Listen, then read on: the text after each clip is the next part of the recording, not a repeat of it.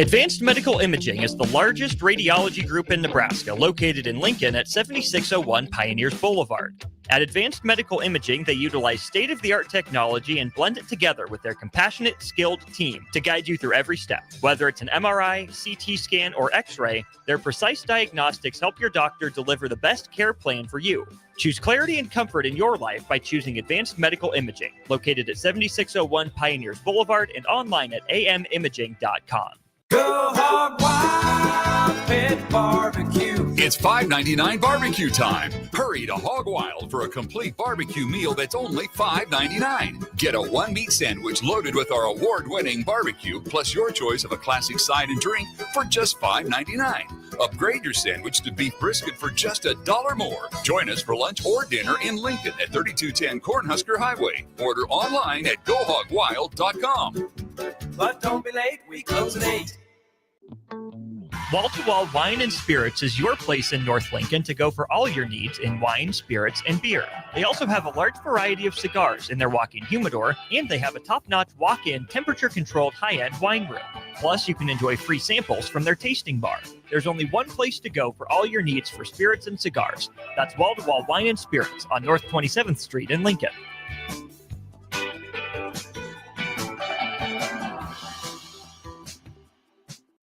Rick Heyman here from Sartor Heyman Jewelers. I want to personally thank our great customers for voting us once again the best of Lincoln. At the same time, we're celebrating our 120th year in business in the great state of Nebraska. You can count on Sartor Heyman for the very best quality, value, and customer service. When it comes to your jewelry needs, visit us at South Point, Grand Island, and the Outlet in downtown Lincoln. Visit us today at SartorHeyman.com, and thank you for your continued trust after all these years. When daily energy fades and your drive just isn't what it used to be, Game Day Men's Health helps you step back into top form. Game Day Men's Health is one of the country's fastest growing clinics, and they focus on men's wellness, providing customized solutions with professionalism and privacy in mind. Testosterone optimization, weight management, vitamin injections, and shockwave therapy are just a few of the many things they offer. Restore your energy and rediscover confidence with the help of Game Day Men's Health, because every man deserves to feel his best every day. Visit them online at GameDayMen'sHealth.com today or in person at one of their 2 locations in Omaha.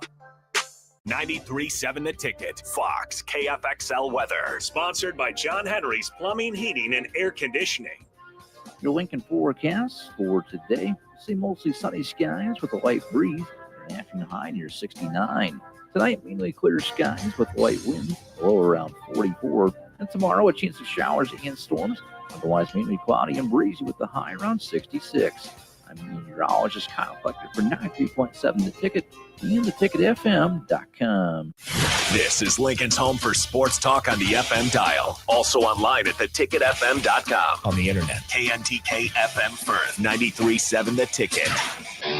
This is On the Block with Nebraska Basketball Hall of Famer and 9-year NBA vet, Eric Strickland. Nebraska Football Hall of Famer, Jay Foreman. Middle school basketball coaching legend and Duke basketball shooting coach in his mind, Austin Orman. Coming at you live from the heart of Lincoln, America. On air and online at theticketfm.com. Sponsored by the Mercado by Certified Piedmontese. This is On the Block with Eric Strickland, Jay Foreman, and Austin Orman. That's right, it is for the first time in far, far too long. Here's a full show of On the Block. Welcome to it. I am Austin Norman. You've heard my voice far too much on the airwaves with state baseball. It's been a blast. Thanks to everyone who's listened and supported during that, including the Mercado by Certified Piedmontese. Really appreciate them for their sponsorship of On the Block. More importantly, joined by a couple Husker Hall of Famers, Jay Foreman, Eric Strickland. Fellas, long time no see. How we doing? Yeah, man. Yeah, it's good. It's good to see you got through. I heard the weather was not trying to cooperate with you out there. Hey, missed us. Oh, we didn't have delays on our coverage. Oh, that's so good. We're chilling. Oh, that's so good. Good baseball? Really good baseball. Yeah, that's really good. That's good. How was the trip, Stricky? Like I try to take a drive at least twice a year. Just that's something, Jay, we used to do when we was young. Yeah. I mean, like we used to get in the car and ride for 2 days and hook up some chicken, and you'd eat that chicken cold, or some little bologna sandwiches and some cheese and throw some sodas in there and ride out for cross country sometimes if and we don't do that no more. I mean, it's all good jumping on the plane, that's fine, you get there, but I try to do it twice a year because it's good reflection. It's just good, I just enjoy the road. I like to drive at night, so I left at like 11. I was driving my mom's 11 p.m. driving my mom's U-Haul. Night owl. And the reason I like to do that is because I drive good at night, not much on traffic wise. So, I got through, the hard parts of some of the cities. I didn't really hit any traffic a little bit. And it was pre-traffic because it was early in the morning, like through Jackson. Right. And then, so by the time the sun really came up, I was almost, in Alabama. So that, and then when the sun hits you, it's like a revival. You know what I mean? Like I wasn't tired. So I got there, took a little nap. I was tired when I got there, but took a little nap and then, up and at it. That was good. Time in Dallas was good. You know what I'm saying? Business, the home offices of the businesses I do are down there. So get there, look at stuff, see what's going on. And then, made my way back to my guy, Jay, in Austin. You know what I'm saying? Yeah, we hear you. So it's positive. Lots to get to on today's show over the course of the next couple hours. We'll have Thirsty Thursday coming up in about an hour. Stricky made it back just in time for that. And we're going to have my boy Samaki Walker on WTF tonight. It's going to be me and him. Cluster is in Barcelona. So poor guy. Yeah, right. Poor guy. So just in Barcelona. Dang. So it's too bad. With me and Samaki, will talk some stuff, being that it's also NBA, and we like to talk some facts. Some facts. Hey, speaking of NBA, we're gonna do a team of the week segment here, but it's really a city of the week, and that's Indianapolis. Big day yesterday for that city. Let's start in the NBA with the good news. How about them cardiac Pacers? Tyrese Halliburton, him. And most importantly, he did the Reggie choke symbol in game 1. Yeah. Are we about it? We against it? How we feeling about it? He don't know no better. And he been, this playoffs has been the, I guess, resurgence of him being a top tier player. I mean, I saw him earlier in the year. He looked like hot garbage. Mm-hmm. Matter of fact, the Pacers look like hot garbage. Maybe they were just coming out of like the preseason or whatever, but the Charlotte Hornets took them to the woodshed, and that should never happen. Yeah. But they definitely are a team that's not to be trifled with, as they like to say. And the pace that the problem with the Knicks. What a name for what they do, huh, Jay? They play just like it, right? My boy. Matter of fact, I'm gonna get it started. I'm gonna give a shout out to my boy Greg Hurt from Naptown. That's all he ever talked about. When he loved Naptown. Yeah. He would fight you if you talk about Naptown. Because when we used to play Indianapolis, I used to say, I'm about to go Naptown. Put y'all to nap. Right. And he get upset. But he hyped right now. And he calls them the Indiana Pacer Makers. He said, because you're going to make your heart go out. And they just play at a pace that they're very comfortable in. And they suck New York into playing that pace. And that's what you cannot do. And they play it better. And they're way more comfortable. Because if they would have lost, they're gonna play the same way when they played in that game. So that's where New York's in trouble. And just like on the other side, OKC, the Pacers are one of those teams that have extreme depth. Yeah. So there's a few things that you're seeing, right, Jay and Austin, in this is you're seeing physical play, you're seeing solid basketball, good defenses, but you're also seeing the contrast in the East and the West with a team of depth that can throw many different looks at you, run you ragged. And the contrast on New York side is they have a short rotation, which if you get them to play your style, it'll wear them out. And see, I think we lose the wording in wear you out. Because these young guys, they're in shape. Yeah. They're in physical condition. It's mental. But right. When you get tired or when you get banged on and consistently, it's the same thing with a boxer. They go into the body, they're going, and it's the mental thing that just causes you in one instance to drop your guard. It's And there's a competitive. counter, It's right? competitive stamina. It's mental strength. And you got to think with the Knicks, you know, with Cat coming in, and you saw this with him last year with the Timberwolves. His mental like stamina or competitive stamina seems to waver the bigger as he gets into the playoffs. That's a byproduct of what you do in the offseason. And one thing I learned, I'll never forget this. I learned this from Bruce Smith and Thurman Thomas, and they didn't talk to me directly. They were talking around me. I just, took it upon me to listen. They always train through the Super Bowl. Mm-hmm. And you got to talk about Bruce played like 20 years. He said, because you want to be able to play and not even think twice about it and be prepared to play, in the playoffs. And so the biggest thing for the Knicks is that Thibodeau didn't adjust with any forecast to get this deep. And so you didn't even try to develop your bench. They brought the one player off. I forget his name. Hadn't played in like 13 games and threw him in at the end of the quarter. Now, granted, because Brunson was in foul trouble, but then you had to overplay Jalen Brunson early and lean on him, and he kept getting these kind of tic-tac fouls, which then affects how he plays on offense. But you didn't have a bench to go to, or you hadn't developed a bench to go to. You have to project who you might play. When you see Indiana starting to play like they're playing, you better start throwing some guys in there, and they're all professionals. Yeah. And even if it's not in the game, you need to start having high-intensity practice sessions over on the side, because you're going to have to go there. And you had to do it early in game one. And you didn't come out of halftime and change the way you played.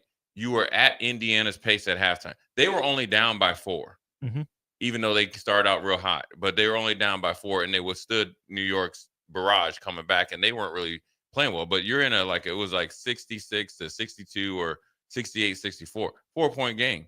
You needed to go into an old school 80s type of basketball game. Which Boston was happy to play, right? Boston played so slow.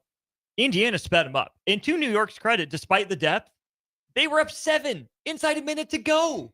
Despite all those issues, despite not changing the game, New York had it in the bag. They got a taste of their own medicine.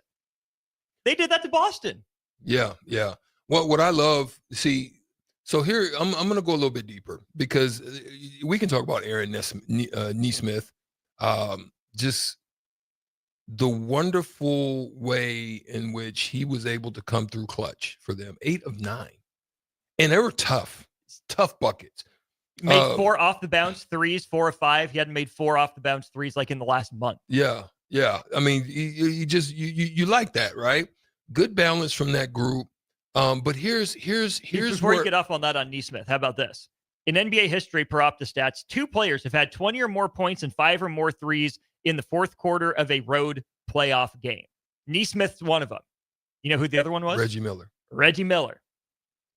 At Madison Square Garden. Yeah. In the conference finals. In game 1.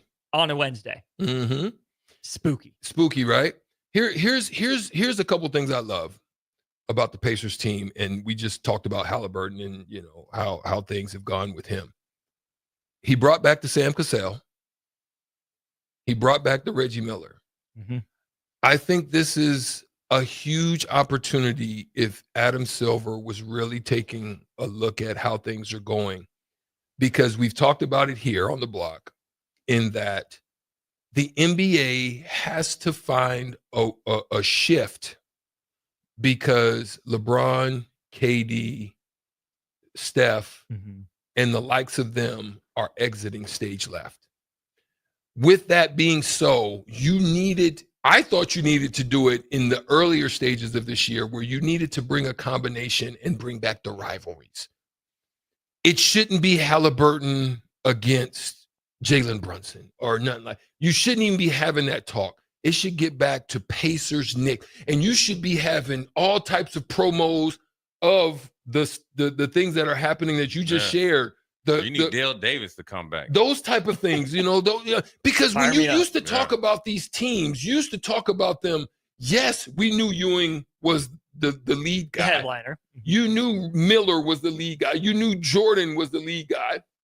You knew Shaq and Zeke. you know what I'm saying? Yeah. You knew who the leads were, but you still knew who You still knew Dennis Johnson. You still knew who Danny Ainge was coming off the bench because you talked to them about them as a whole. You even knew who Lane Beer was, and Lane Beer was just a bruiser, right? Mm-hmm. Same thing, Starks, and you can keep going on down the line because it was the team, it was a unifying thing. They need to get back so they can draw the casual fans back in because they're no longer interested in just looking at Jay Foreman or Eric Strickland as the individual against. Yeah, because they ain't got the players. No, they don't have the star power players. You over the last 4 or 5 years, you don't went through about 4 or 5 dudes hoping that they would do it, from Zion to Ja, right? Anthony Ant-Man said he just came out and said, "I just want to hoop," so that then you limit himself. And then you got the international, but they're not here. Joker wants to go ride horses. Facts. So now you got to go to the teams. Yeah. And once you get the teams, then you get the cities in there, and then actually it'd be must-see TV.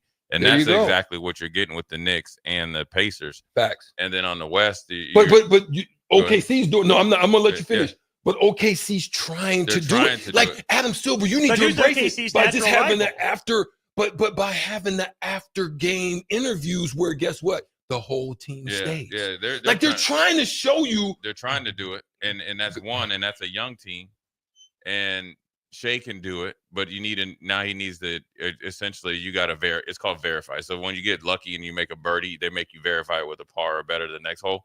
So he has to do it, next year. But it's everybody else. Well, the important part then for Oklahoma City is find that true rival. And then also they need a true number 2 in the future. Sure. Somebody. But it's bigger than that with the NBA. You need to start uplifting the Portlands, right? Charlotte, the Charlottes. You got to get Sacramento. You got to get these knuckleheads up out of there. Washington. You got to get them up out of there or send them to the Shanghai Dragons. Because I'm being dead serious. Because I think it's the Sharks. Because I used to live in Charlotte. Charlotte is it's NASCAR number 1, basketball country number 2, in Hornets number 2. I'm telling you, they are waiting. You need Charlotte to be competitive. You got to think, it's not just Kelly Tripucka that was there. It's Del Curry was there. Muggsy. Yeah. Muggsy. Chris Paul was there. Right. Larry Johnson. And you know who else was there? You know who David else? West. No. David West was there, but guess who else was there? Kevin Lynch, and I bammed on him. So strict. When you think that I won't raise up and dunk on an NBA dude, listen, Randy Buehler, who was 7 for 1, you got work. Okay. Now that was off a miss. He got it. Okay. But Kevin Lynch got it on the fast break, though. I measured him and hammered on him. Ooh. Yeah. So when you see him at them NBA things, let him know. Let him know. Jay Feasy gave him that. He that knows banger. Yeah, he was hot. But he cool, dude. No, but all jokes aside, this is so huge for the NBA and how the finals go, too. The Western Conference finals need to be good and exciting and competitive. So you better call in some favors now, because Scott Foster on line 1. My T-Wolves. Okay, now I think the T-Wolves were rusty. Too much time off for a team like that. And I think OKC had the wake-up call, got their get right in Game 7. They're more more sharp, right? So now they need that to extend. And so this is a huge year for the NBA, because you got to think like, okay, they're saying like LeBron has a couple more years left. KD's probably right about the same. Same with Steph, because once Steph goes, Draymond's going to be going, because you already see him more doing other things, right? And that's fine. So now you don't have these next players coming, and even if it's Cooper Flag or in the next year AJ, right? It's gonna take them 2, 3, 4. I mean, look at Shea. You got to think Shea's in year 7 right now. And it's an afterthought that he was with the Clippers. The Clippers traded him. Oh, but who drafted him? Nothing. Who drafted him? Was it Minnesota? Charlotte. It was Charlotte drafted him, traded him to LAC on draft night. You know who Charlotte then is? Then they flip him for Paul They're the George. modern day Montreal Expos. So Shea wins Wow. MVP. Who is the other future MVP that Charlotte drafted and traded on draft night? Kobe. Mm-hmm. Yeah. But that's who they are.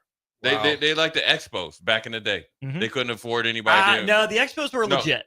No, but what I'm saying, but they wouldn't pay their guys and they go places. Yeah. You got to think they have Big Cat. Now I know we're getting off of Randy Johnson, Pedro Martinez. They drafted Tom Brady. Hey man, I'm just telling you, man, it's an interesting dynamic where the NBA is, because there is a market share for them to get, but it has to be like after the championship is decided, Like literally, you're gonna have to get the old guard, those guys, and get the young guys, and everybody has to get on board. Get together. Yeah. And then also they have to clean up stuff like, you need a Mike Malone. You need a Mike Malone as far as it coaching, and he has to match up with whatever city he goes to. Because don't think that he's not he couldn't start to get some stuff going as far as going back and forth. You need a little bit of old school NBA that's going to send social media on fire, because the NFL has showed you we have no problem dipping our nose into your day and Christmas Day. And matter of fact, we're doubling down on it now. Also, the player I was talking about, this is why I'm going to keep going on him, right? Is DeLon Wright. First of all, he's okay, yeah, that's who got checked in. He played like 30 seconds. He got 2 free throws. The brother played at Utah. Wow. Who did he lose to in the 2014-15 NCAA tournament? I don't know, Duke. And he played at Utah. And he got drafted in 2015. This brother been in the league that long. I was just talking to one of my friends, Sean Bryson. Listen, to play college football or professional is easy right now. I mean, I'm just telling you, if you just have anything, any heartbeat and a pulse and intensity and competitive nature, you'll play 15 years. I can see it. Because, listen, and this is no disrespect, because, listen, there is a big difference between me catching Kevin Lynch on lunch period and him playing for real. I mean, I'm all joking, right? And it's same with him. But there's more guys walking around at this size that can go and play professional sports. There's more guys that get a chance to play linebackers. Ain't no more but 210 pounds. Right. Now. Hey, shout out Fred Warner, that contract, by the way. And they're signing cover guys more than they're signing blitzing and like Ray Lewis would have a little slight. Yeah, they'd be like, well, you can't cover. Well, he's smart enough, but that's also my thing. Ray Lewis will play 25 years right now. Number one, they ain't hitting their practice. Yeah, that's a fact. And number two, he's a great football player. Yeah. So what you're seeing is an explosion of athletes, right? A depth of athletes and less good players. That's good. And that's it's in other sports too. And so it's boiling over to the NBA. And so when you don't have the star power, so this is where you'll appreciate KD and LeBron and Curry and even Draymond, and he's obviously second or third tier. Those guys, as they start to wean out, then you'll start them to really get their flowers, because you ain't gonna have a guy that's gonna want to come in as a second round pick and grind it out like a joker in them. You're seeing first rounders go out in 3-4 years, right? If they get there, right? So you're not gonna see those guys come in and then have the wherewithal, because they won't get a chance like a Mark Jackson or a Steve Kerr and turn Draymond into a point forward. You get what I'm saying? They're like, either you can do it or you're out the league. Well, now since that's the mentality in every single sport, even in college, so now you got to start to get teams. Now you got to start to bring in, instead of worrying about the 53 guys on your football roster in the NFL and 15 probably NBA or 16 NBA. Now you need the whole city. Now we needed the whole city to travel, because that's what's going to be selling. Because the NBA their backs are against the wall right now. Backs against the wall. As far as like market share, I think. Man, they need to figure it out, Jay. You're so right, because they've got to figure this out, Austin. Does the NBA need a hero or a villain? No, I don't even think. You know what they need? Strict. They need New York Knicks fans on YouTube TV 24/7. Them dudes is crazy. They need Avengers against, or Marvels against DC. You know what I'm saying? They need it's not Superman against Batman. Yeah. They need the collective in game against. They need something that's true intensity to happen. And that's kind of my point when I ask heroes or villains, because all the guys that we've named for quote unquote face of the league, they nice. Well, they're nice guys, but also you can't tell me who their biggest personal rival is, right? Yeah. Warriors Cavs was there, but it was Steph LeBron, two of the greatest players of the era, right? It was Magic and Bird. Whoever was the face of the NBA there. MJ was himself, right, back in the 90s, but it was Shaq and Duncan and Dirk. You had three guys in that era kind of dominating it, right? Steve Nash and Chris Paul. But they there for a while, right? You had a foil to the top player. So whoever the next face of the league is, whatever you want to call it, I think that's going to happen somewhat organically once we get something closer to a dynasty where you see these guys going head-to-heads in the playoffs. They have these key moments between them. And you need teams, though, because you got to think Lamar Jackson is won the MVP, right? He's won 2. But his MVP now, it was his thing that was holding him back was how he performed against Pittsburgh. You know what I'm saying? Mm-hmm. You get what I'm saying? Mm-hmm. And getting over that hump. So it's forged through hatred, right? Mm-hmm. Real hatred and respect. And you know this, Strick, when you can play against a guy and you hate the Knicks, or what, like for me, we hated the Dolphins, but I respect everybody on it. But it's serious though. It's like Oklahoma week for us when we played, in Nebraska. So you need that now for the NBA more than ever. Yeah. You need some, I wouldn't say, throwing hands, but you need some feistiness. Yeah, you need some nose to nose. You need that. You need that. And not the stuff that where you can tell it's like manufactured. And that's what you see in the All-Star games. They can't even fake it. Right. Like back in the day, there was respect and there was a desire to come together as a Western Conference. Right. But we trying to buck these cats on the other side. Although we know them, it was still now after it was all said and done, it wasn't sit down and I'm trying to leave Seattle. How can I get let's get down here to Phoenix, Chuck. Let me come down there and get with you. No, I'm trying to buck you. Yeah.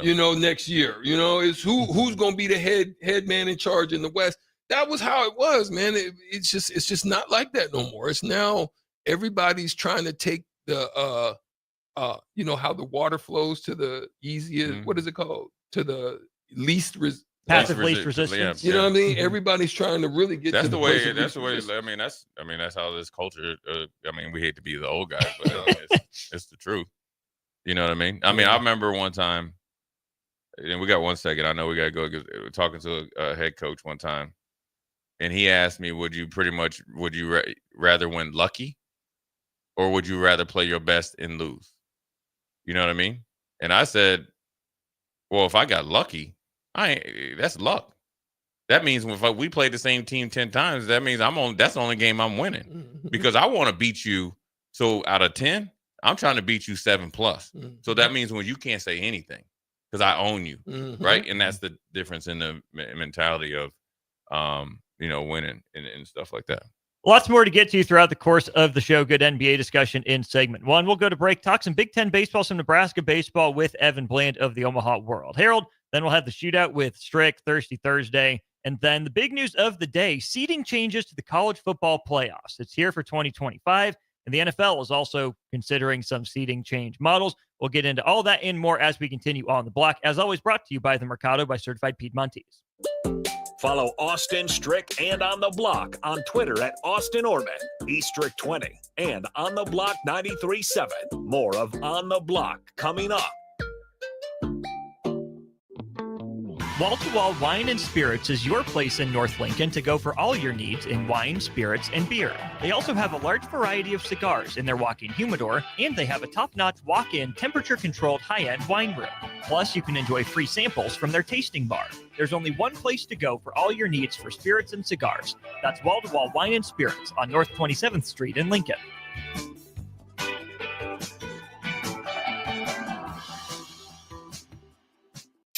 Are you looking for an exciting new way to put your skills to work? Explore new career options in the fintech industry at Currency, a Sandhills global company.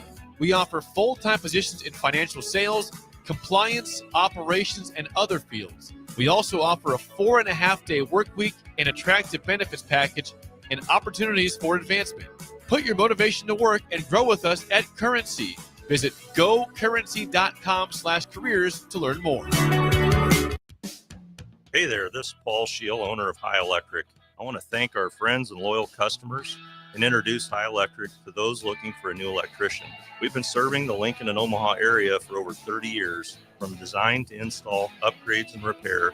If you are a homeowner or a small business needing some electrical work, call us at 402-466-6606 or check us out at hyelectric.com. We look forward to hearing from you. Hey guys, it's AD. Join us on Friday from 9 to 11 a.m. for The Drive at A1 Automotive's brand new location at 5110 State Hill Drive. just off of Yankee Hill in South Lincoln. We'll be on ahead of the grand opening, which goes from 11 a.m. to 4 p.m., which will have giveaways, free food, and tours. We'll see you on Friday at the brand new A1 Automotive. A lot of businesses say they're family focused, but when tough situations in life arise, the business wants anything but your best interests. James Enterprise Incorporated is hiring, and they will always treat their employees like family, just as they do their customers. James Enterprise Incorporated is hiring Class A and B CDL drivers, a shop tech, and a diesel mechanic. If you're looking for a career with a company that goes above and beyond to value you and your family, apply today at jamesenterpriseinc.com or call 402-432-6740. Rick Heyman here from Sauter Heyman Jewelers. I want to personally thank our great customers for voting us once again the best of Lincoln. At the same time, we're celebrating our 120th year in business in the great state of Nebraska. You can count on Sauter Heyman for the very best quality, value, and customer service. When it comes to your jewelry needs, visit us at South Point, Grand Island, and the Outlet in downtown Lincoln. Visit us today at sauterheyman.com, and thank you for your continued trust after all these years. Make plans to join 93.7 The Ticket and the Amon Green Foundation for the first annual Nebraska Esports Golf Tournament on Monday, June 9th at Wilderness Ridge. It's a four-man scramble starting at 11 a.m. that will feature former Husker greats like Amon Green, Johnny Rogers, Niles Paul, Tony Davis, Adam Carricker, Vershawn Jackson, and more, with great prizes and great golf. Sponsorships are also available. Call or text us at 402-464-5685 with questions, or sign your team up online at theticketfm.com. Registration goes through May 30th. Saturday. Eagle Raceway is open for a full season of dirt track racing action every Saturday night. Don't miss the epic battles on the high banks of Eagle Raceway each Saturday between the Nebraska Septic Sprint Cars, Nebraska Lottery Modifieds, Avid Realty Sport Mods, Valentino's Hobby Stocks, and A1 Iron Stock Cars. Let's go racing. Eagle Raceway, just 10 miles east of Lincoln on O Street. Check out the full schedule at eagleraceway.com. Go Hog Wild Pit Barbecue. It's $5.99 barbecue time. Hurry to Hog Wild for a complete barbecue meal that's only $5.99. Get a one-meat sandwich loaded with our award-winning barbecue, plus your choice of a classic side and drink for just $5.99. Upgrade your sandwich to beef brisket for just $1 more. Join us for lunch or dinner in Lincoln at 3210 Cornhusker Highway. Order online at gohogwild.com. But don't be late, we close at 8. Support Matt Talbot Kitchen and Outreach on Give to Lincoln Day. Your gift will be received by a portion of Lincoln Community Foundation's matching fund. Homelessness is a complex problem facing our community. By working together, we can find solutions. Your donation for Give to Lincoln Day moves us closer to ensuring that everyone in Lincoln has a safe place to sleep at night. Because of your generosity, hope lives here. Give anytime through May 29th at givetolincoln.com. Now back to On the Block with Eric Strickland, Jay Foreman, and Austin Orman.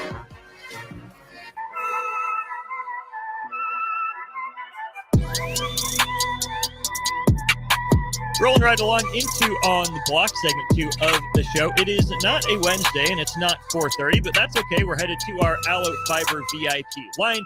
We welcome in Evan Bland of the Omaha World Herald.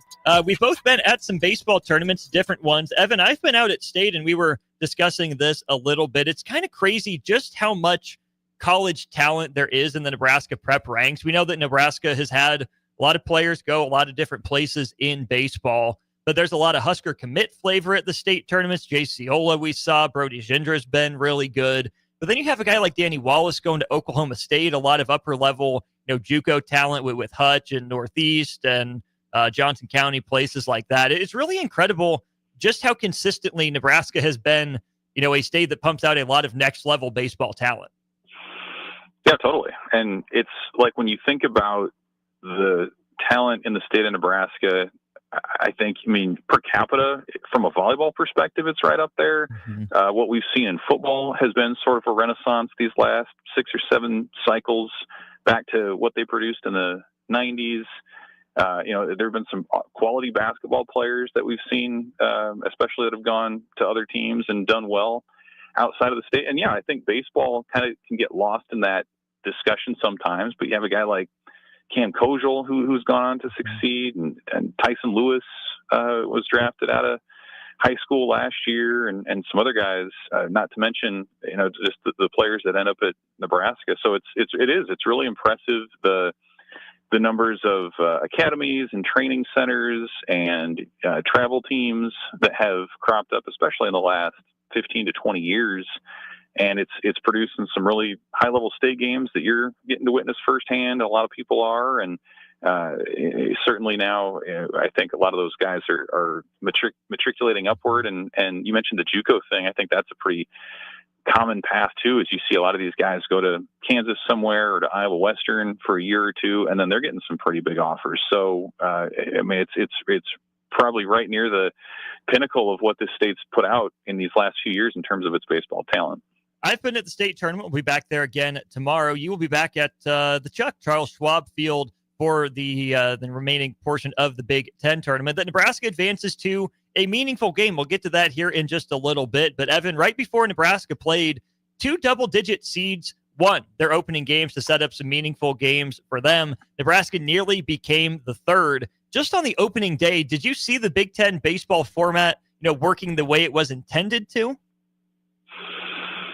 Well, I mean, you knew there was going to be some games that meant less anyway. Like it was inevitable because of how it set up. So like if the top seeds had won, the teams that had lost would still have to play a meaningless game at some point down the road anyway. Really what it does is it either makes those games earlier in the week or it makes those games later in the week. And quite honestly, the league lucked out that Michigan State dropped the fly ball with 2 outs on Tuesday night, because that sets up that Oregon-Nebraska game on Friday. If that game goes the other way, then there's no tangible stakes in that game on Friday night. That ends up being that would have ended up being a game on Thursday afternoon instead. So as much as I think there's been sort of hand-wringing and generally universal displeasure for the setup, it would have been a whole heck of a lot louder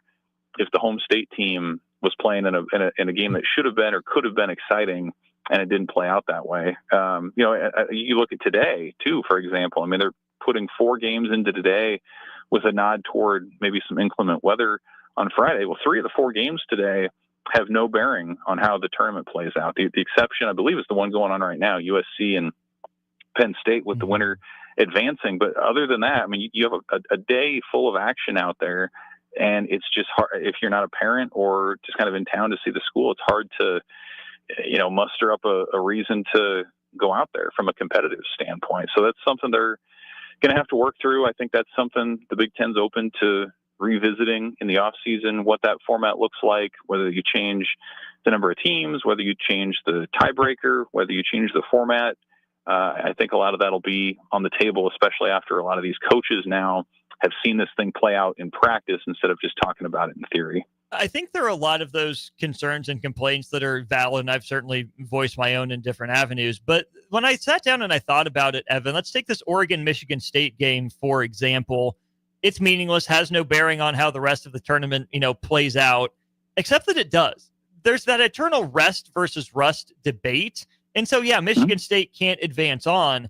But if you look at the Big Ten's new tournament format as a way to benefit its top teams, to try to pad that resume and get as many of them through to, help improve the image of Big Ten baseball. Hey, look, our top tier is just as competitive.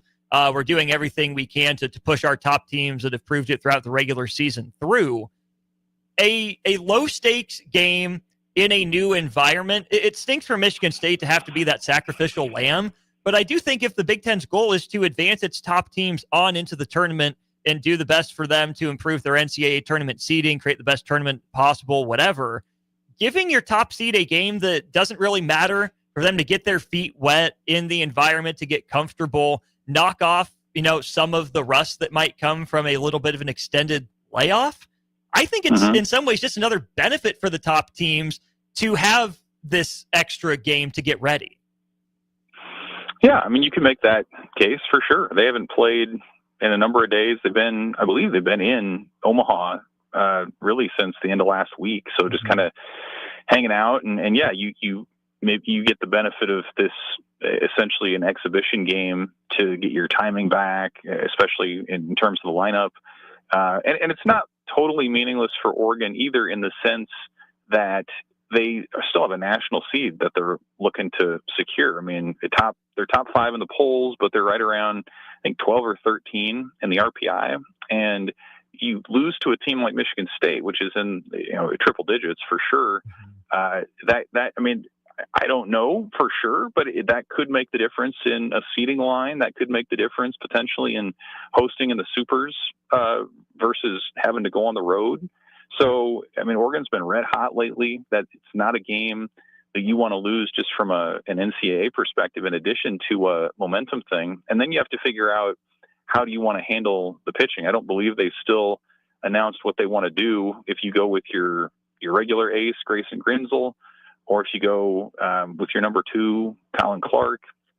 My hunch is they would probably go with Clark and then save their best guy for Nebraska, and that still gives you a week of rest until your regional game. But yeah, I mean, the format certainly was made, like you talk about the benefits of it. It was designed to protect the top seeds. We've already seen UCLA move on, and Iowa's moved on, so they've achieved that with 2 of those teams. I think it's just how you go about doing that. You can still protect them, I think, with maybe a more competitive tiebreaker, whether that's runs allowed, whether that's regular season head-to-head. I think there are other things you can do. And then what the SEC and the ACC have done is they've said, hey, the way we're going to protect our higher seeds is we're going to give them buys instead of tiebreakers. And I think there's something to be said about that as well, where you're further limiting the tax on those pitchers. Especially, you're saving your best guys for a week from now when the games are truly do or die. So again, I think there's some of the intentions that the Big Ten has laid out are pretty good, but I think once they've seen this play out, maybe there's just a way to tweak it to be a little better. We're talking with Evan Bland of the Omaha World Herald. Let's talk about Nebraska's opening round win over Michigan State here, Evan, and the pitching. Let's just stick there. Ty Horn, only 2 innings, gives up 3 runs in a game that Nebraska needed to have. It made the call to the bullpen early on in that one. What did you see from Ty Horn and then Tucker Timmerman as the first 2 pitchers from Nebraska? Yeah, I mean, they start Horn, which they've essentially done for the first time in terms of leading off an event with him as the starter. And command just kind of left him in the second inning. He walked 3 in a row. The defense bailed him out a little bit. I mean, that thing could have been worse than it ended up being, and it just didn't have the command. But you bring in Timmerman, who, he's been the Friday guy the last couple of weeks, but really his role on this team going into the year and for the majority of the season has been as that ace reliever, maybe a long reliever type. And so that's essentially what he provided. He was much sharper than he was at Purdue a week ago, and then they were obviously able to go to Christo and then Drew Broderick for 3 1/3. So you talk about format. Like, one of the positives for Nebraska is all of those guys threw, I think, 52 or fewer pitches. So with Wednesday and Thursday off, and then you play Friday night. All those guys, in theory, should be able to come back and be ready to go in some sort of combination in addition to the other arms that they have. So it wasn't perfect for Nebraska in the sense that you'd like to get more out of your starter, but the way that it turned out, where they were able to share the load and the bullpen was able to give you 8 innings with just 1 unearned run allowed, like, that's a pretty decent setup, just given the fact that you can rest those guys for the next meaningful game tomorrow. It's not often that you see a closer record the longest outing of a pitcher in a game, but that's what Luke Broderick did for Nebraska, going 3 1/3 innings. I know he's been a starter before, back in JUCO ranks. You've mentioned that on this very show, Evan. But how did Luke Broderick's stuff, his command, his control, hold up throughout the course of his 3 1/3?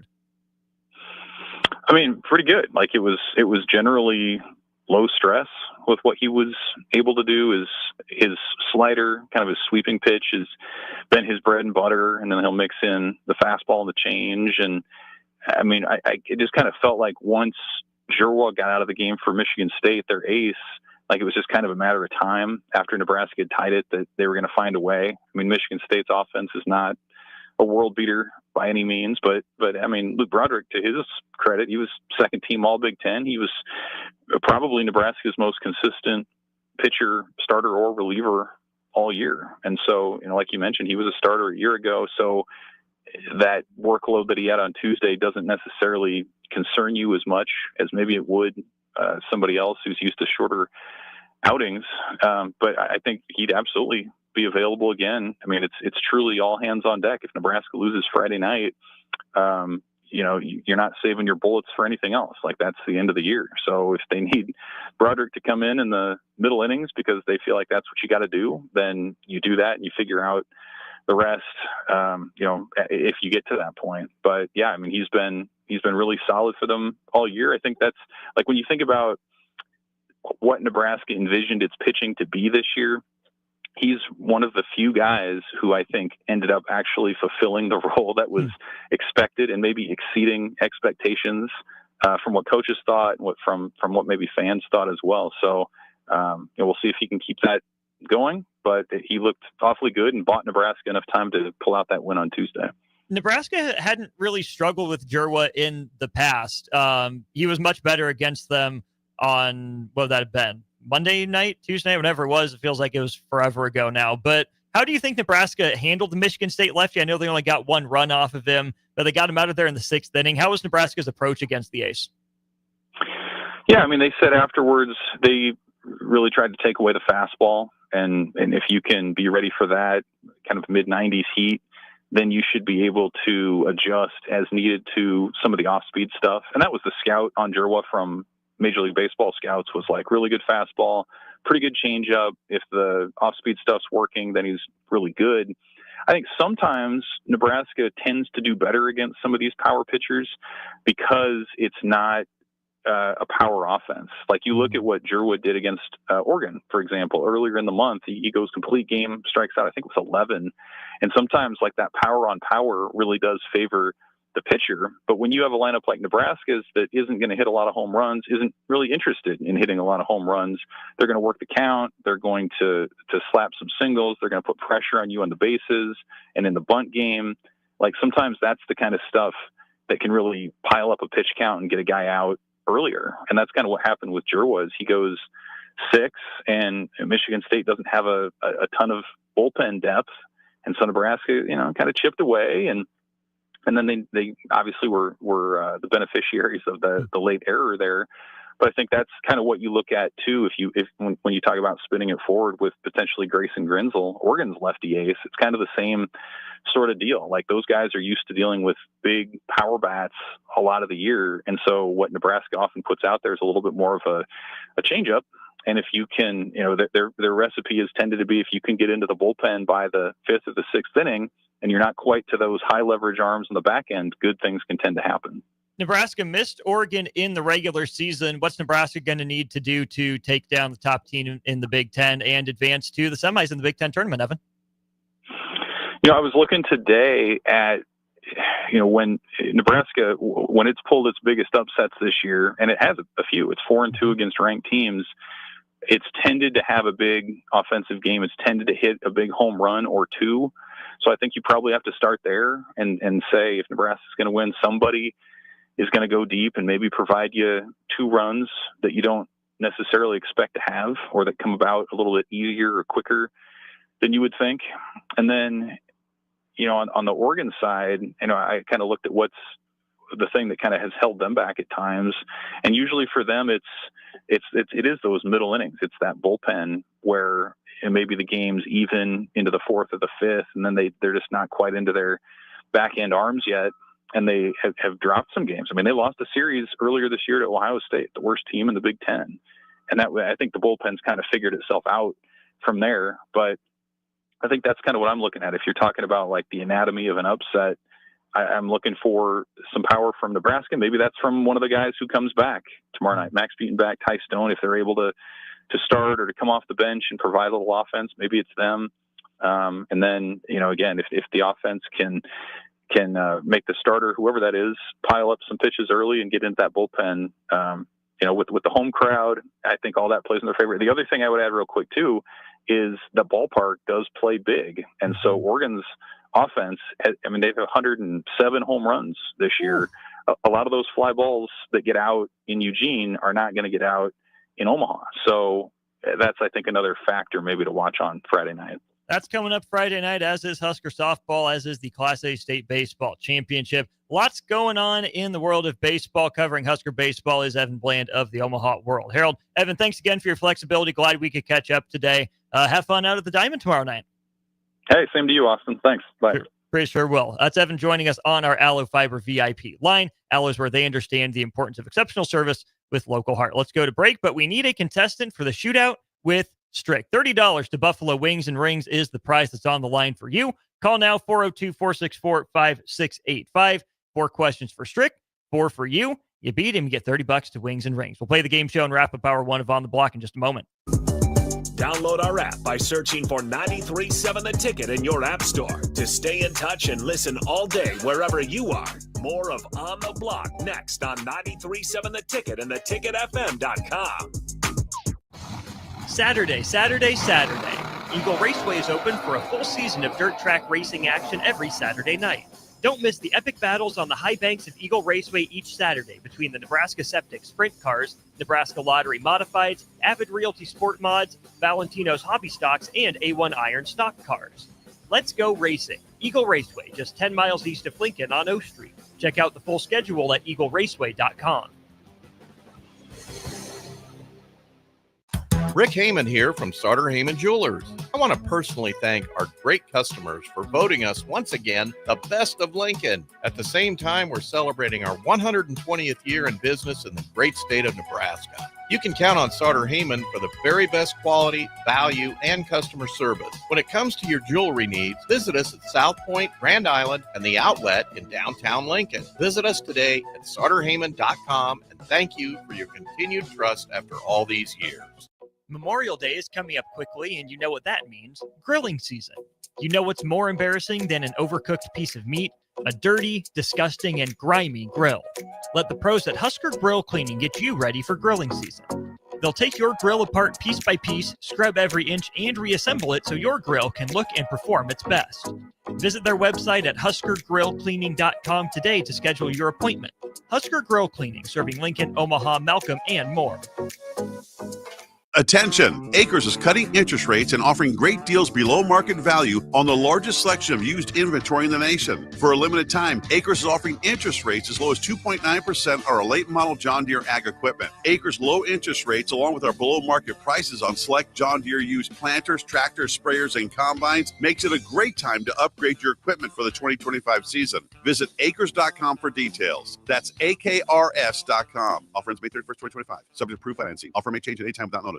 At Parkview Animal Hospital in Lincoln, it's not just their professional care that sets them apart, but their warm staff and state-of-the-art facilities. Whether it's for a routine checkup or a comprehensive medical procedure, at Parkview, your pet isn't just another number, but a valued member of their caring family. Visit them at pahlincoln.com today and in person just south of 14th and Pine Lake Road. Parkview Animal Hospital, your pet, their passion for happier, healthier, furry friends. Tailored Landscapes is actively preparing for spring. Things like new tree orders, getting equipment ready, and training staff to serve you the best they can. If you haven't already planned, now is the perfect time to figure out a maintenance plan for your yard. Tailored Landscapes is on the brink of spring cleanups for all their existing customers, and they have limited spots available. They trim trees and shrubs when needed and only mulch proper amounts.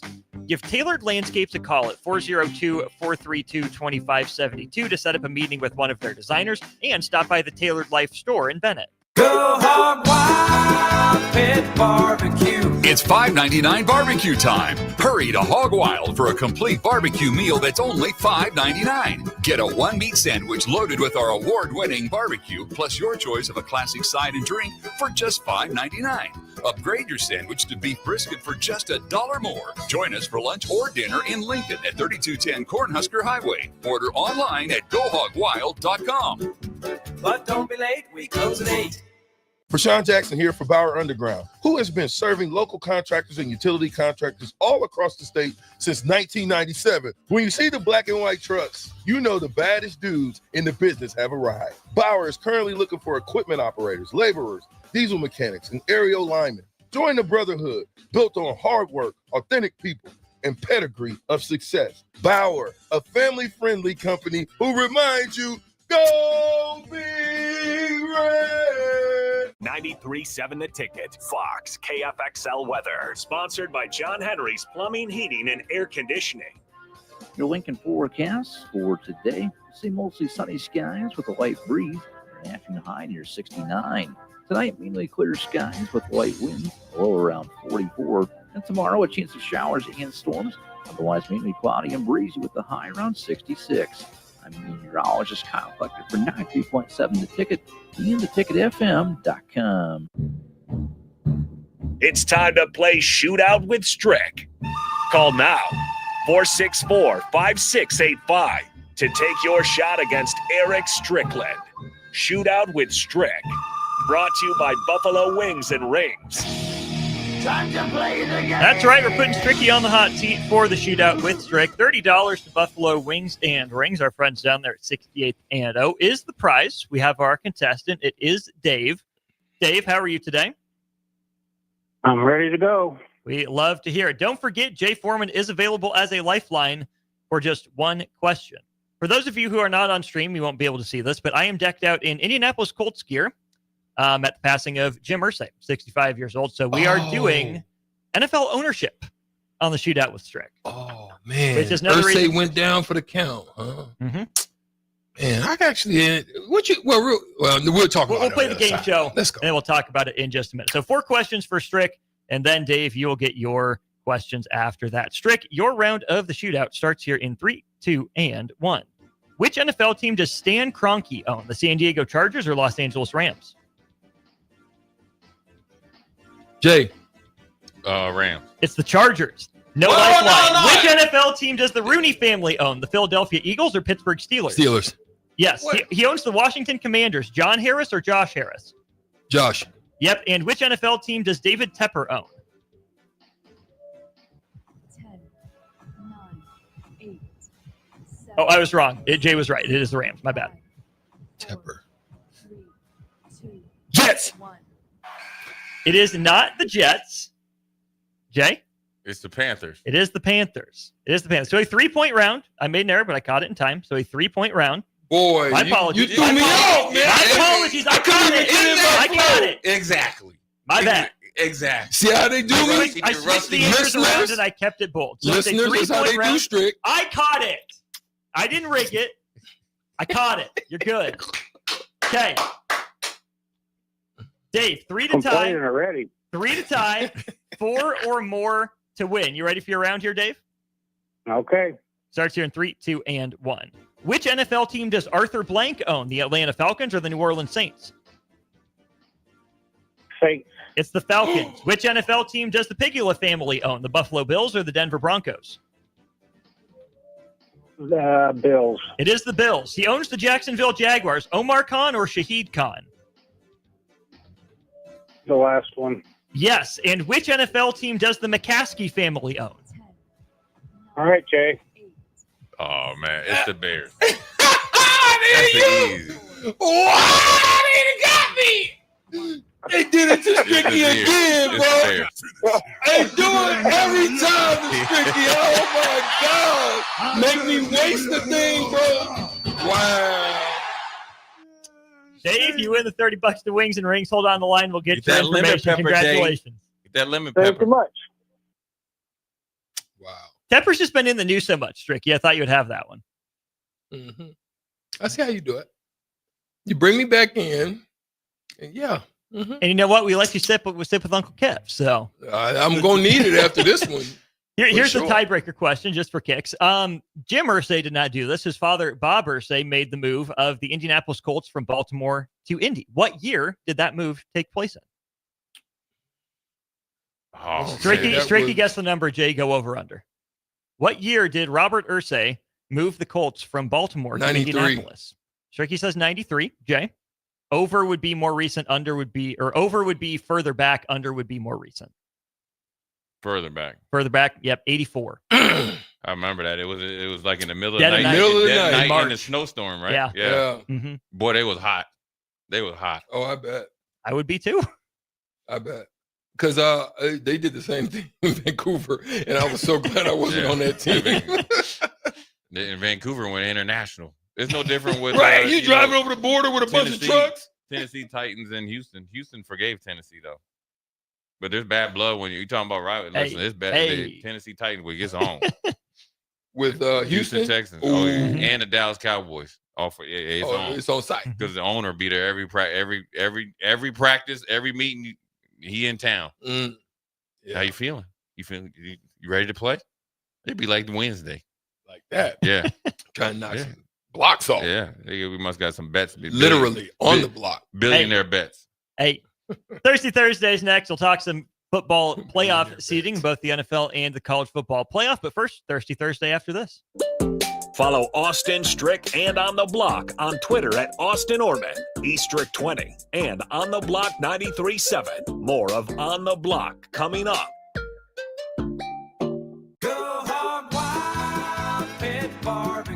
It's $5.99 barbecue time. Hurry to Hog Wild for a complete barbecue meal that's only $5.99. Get a one-meat sandwich loaded with our award-winning barbecue, plus your choice of a classic side and drink for just $5.99.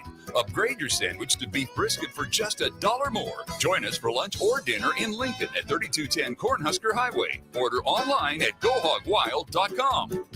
But don't be late, we close at 8. Make plans to join 93.7 The Ticket and the Amon Green Foundation for the first annual Nebraska Esports Golf Tournament on Monday, June 9th at Wilderness Ridge.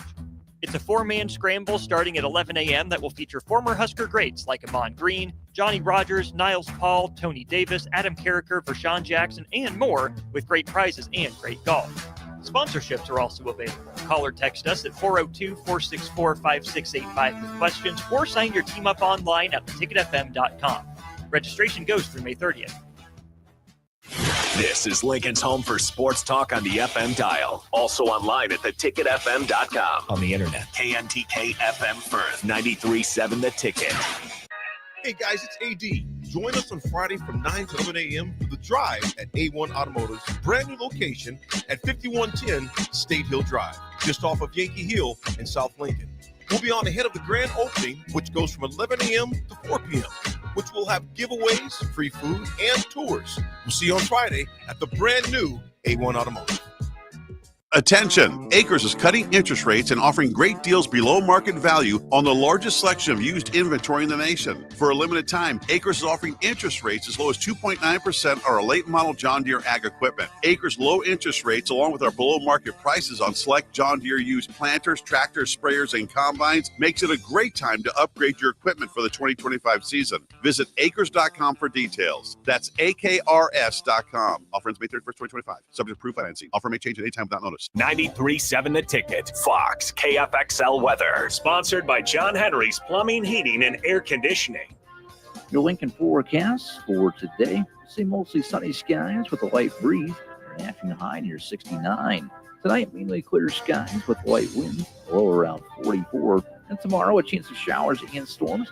Otherwise, mainly cloudy and breezy with the high around 66.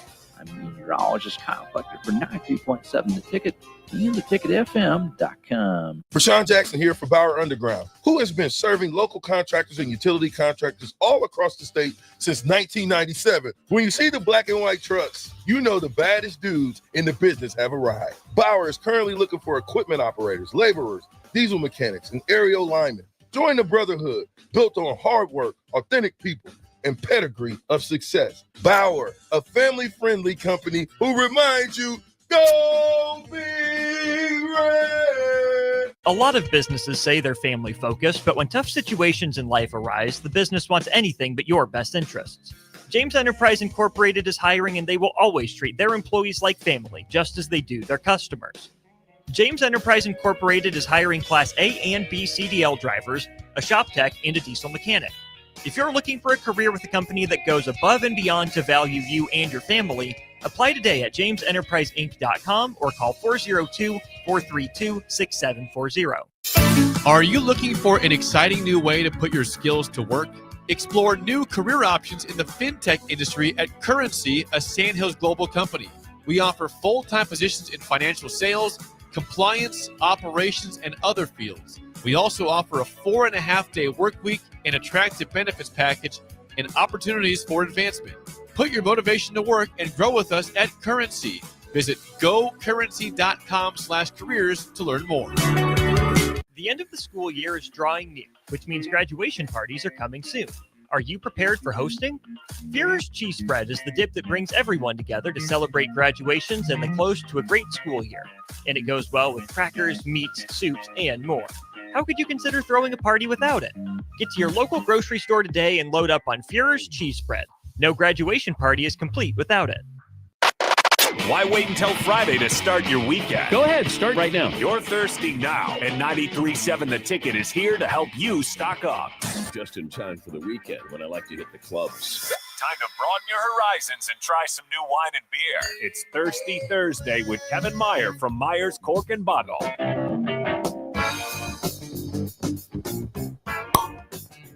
7.8. I'm right there with you. I'd say a B plus. Yeah.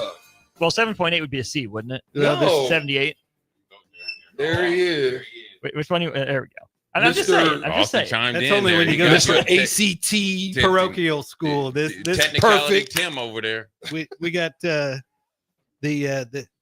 it's graded on a bell curve, Austin. Oh, I didn't realize That's that. how I My got through apologies. college. I love the Okay. bell curve in college. Fair enough. That's Kevin Meyer, Myers Cork and Bottle, with us here. How's your week been, Kevin? It's been just fine. Thursdays are when all the trucks come, so I've been playing Stock Boy all day, and it's a nice reprieve to come down to the radio station and drink some wine with my good buddies. It is a nice reprieve to have you here. We have this is our first full show of the week, so we're doing it right. I know I texted you when I was listening, but I've been listening to as much state baseball as I can, and I got to commend you and my boy Nicky. You've been doing a phenomenal job. You complement each other very well. Sound like a professional outfit, and I'm very, very proud of you. We appreciate that. We really do. I don't know if Jay Foreman agrees or not. He's giving me a I side told eye. you guys are doing an excellent job. And Thank you guys answered my question. That was We a did. true question. I didn't know that you always prepare that it's more likely that you'll be able to get a bunt to first base after a homer. Just the mentality of the game. Yeah. Mhm. Losers lean, and then surprise. And it There happened. it is. It did. Yeah. Nick called it. I'll give him props for that one. That's because it happened to him. He didn't cover the bunt. No, he was a catcher. Hard for him to get out of that stance. So, Kevin, what's going on at the store right now? Well, right now, we're going to try a new cider from Glacial Till, which is located southeast of Lincoln, kind of the Bennett Palmyra area. And this is their watermelon cider. And it's their sort of spring, early summer seasonal. And so ciders, for those of you playing at home, are actually made from apples. So they're naturally gluten-free. And then they'll blend in other fruits with them as well. In this case, fresh watermelon. So give it a shot and let me know what you think. You need to take a shot? It's good. Dangerously good. Oh, dangerously good. Super patio pounder. Yeah. Oh, yeah. That's good. It smells like a watermelon Jolly Rancher. Oh. Not quite as cloyingly sweet. Yeah. But I like the fizz of the cider. Makes it crisp. And this is just a good. little bit sweet, little bit tart, but a natural watermelon flavor. Yeah, this You're will right. do It good in does the smell. garage. It does It is smell good. like a watermelon Jolly Rancher. Which, I mean, we're all adults here. But no, this is good. What is the best flavor of Jolly Rancher? Let's go around the room. Jay. Oh, blue raspberry. I'm 100% right there Blue with raspberry? you. Blue raspberry. Yep. Tricky.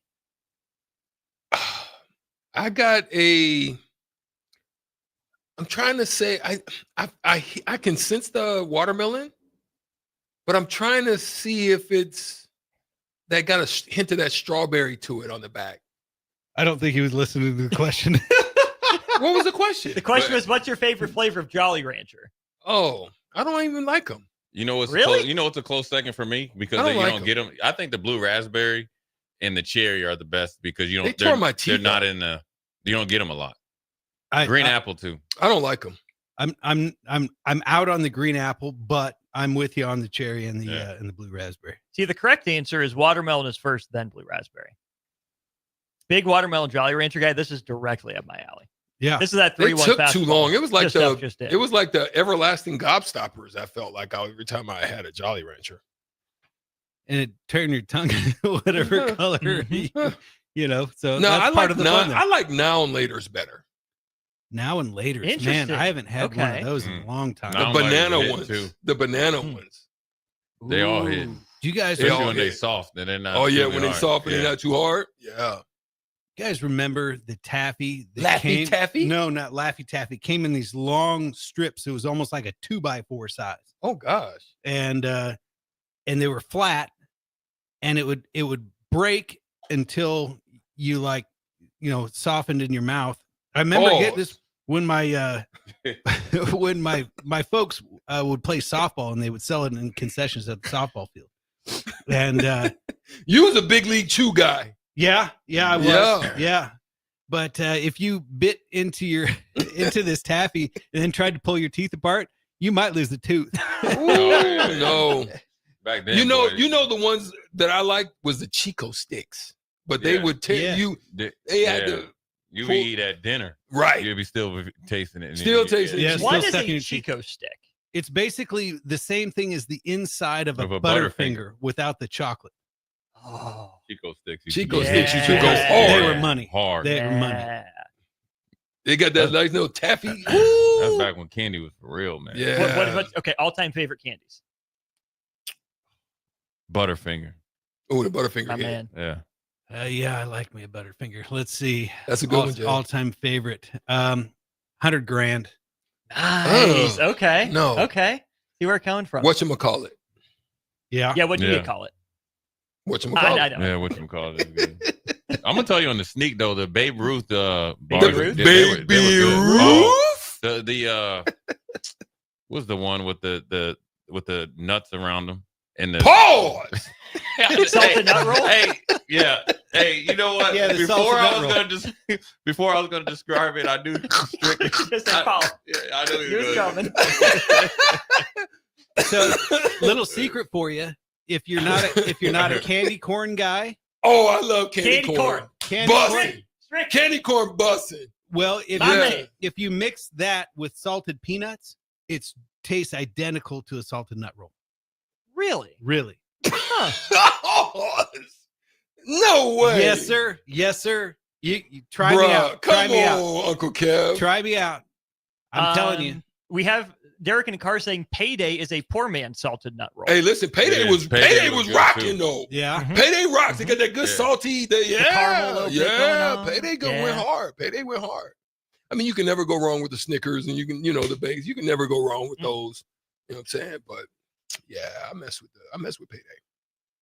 So should we get to the wine? Well, let's finish up with the watermelon Hey, cider. we got time. Glacial Till. Hey, It's that dangerous. glacial till that watermelon cider is hitting though. Are you It taking is. this to the golf course? Are you taking this to like Pinewood Bowl? Where are you taking this Glacial Till watermelon cider? To the patio Yes. pounder. Yes and yes. Yeah, I would take it pretty much anywhere. I think this would be a good pool drink. Is there this it a is. walk around Yep. the lake? Walk around the lake drink. Yeah, absolutely. Could be even a good golf drink, although you'd want to slow down. You get hammered Right. out Yeah. there. Yeah, your swing. Yeah, like About- athlete. Yeah.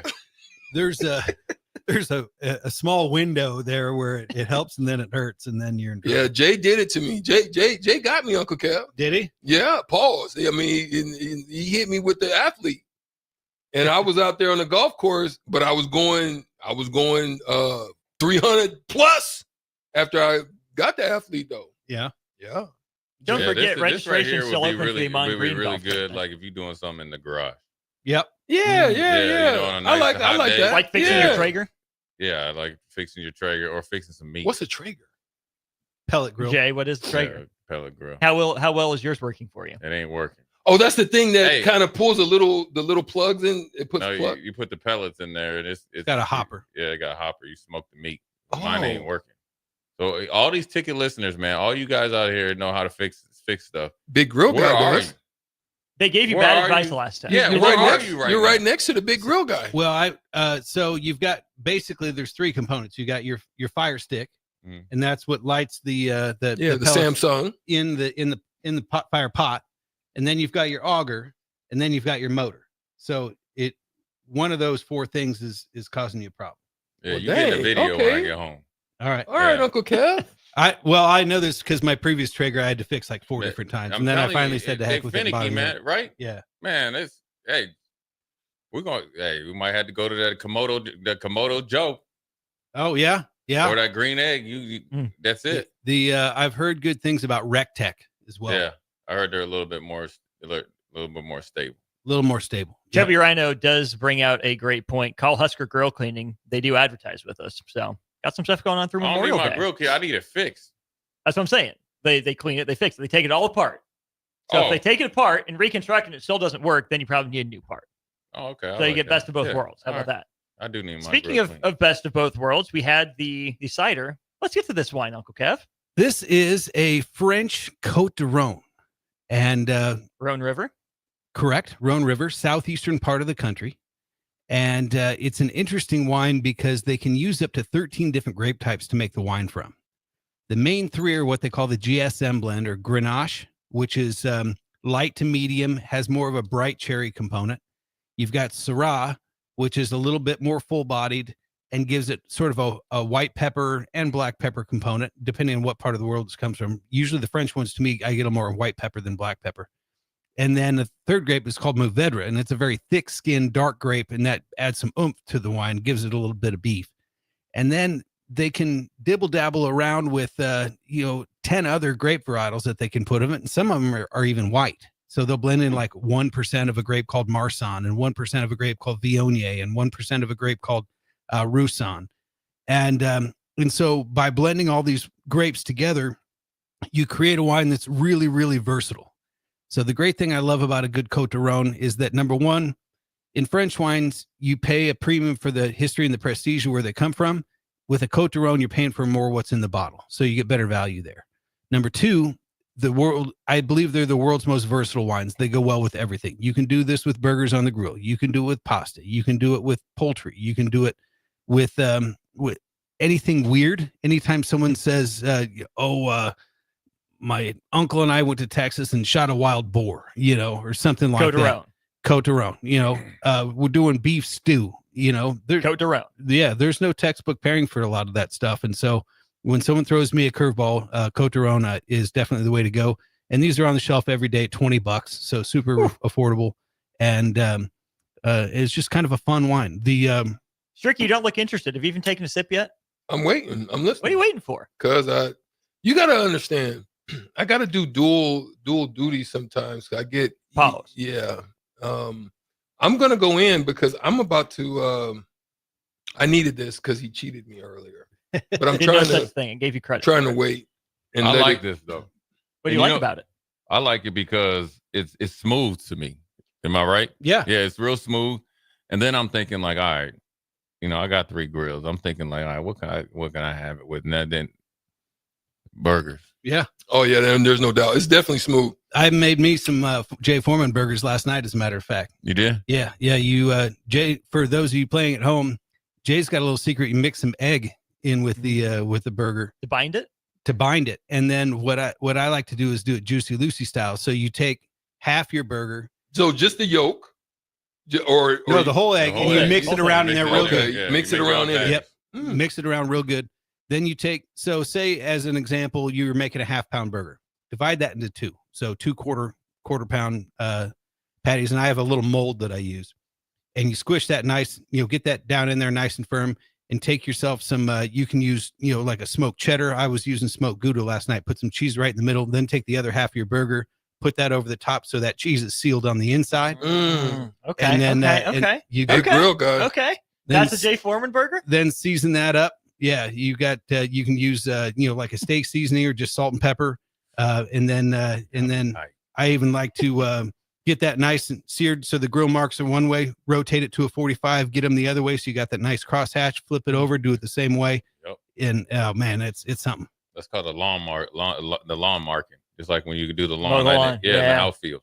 Yeah, exactly. Oh, when they make those little patterns, different patterns. Oh, okay. It sounds good. Burger this weekend. Did that last night. Incredible. Uncle Kev, you need to donate to the cause one time, man. Just bring a taste test of like some of that good big grill guy in here. Well, I'll make a donation. Donations. Sometime.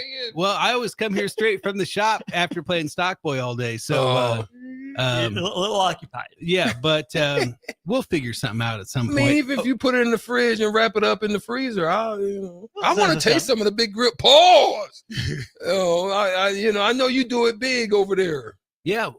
Well, next time I do something like a barbecue, like a smoked meat type thing, I'll bring in some brisket or something. Man, like this that. would be all right with these ribs I'm gonna cook this weekend.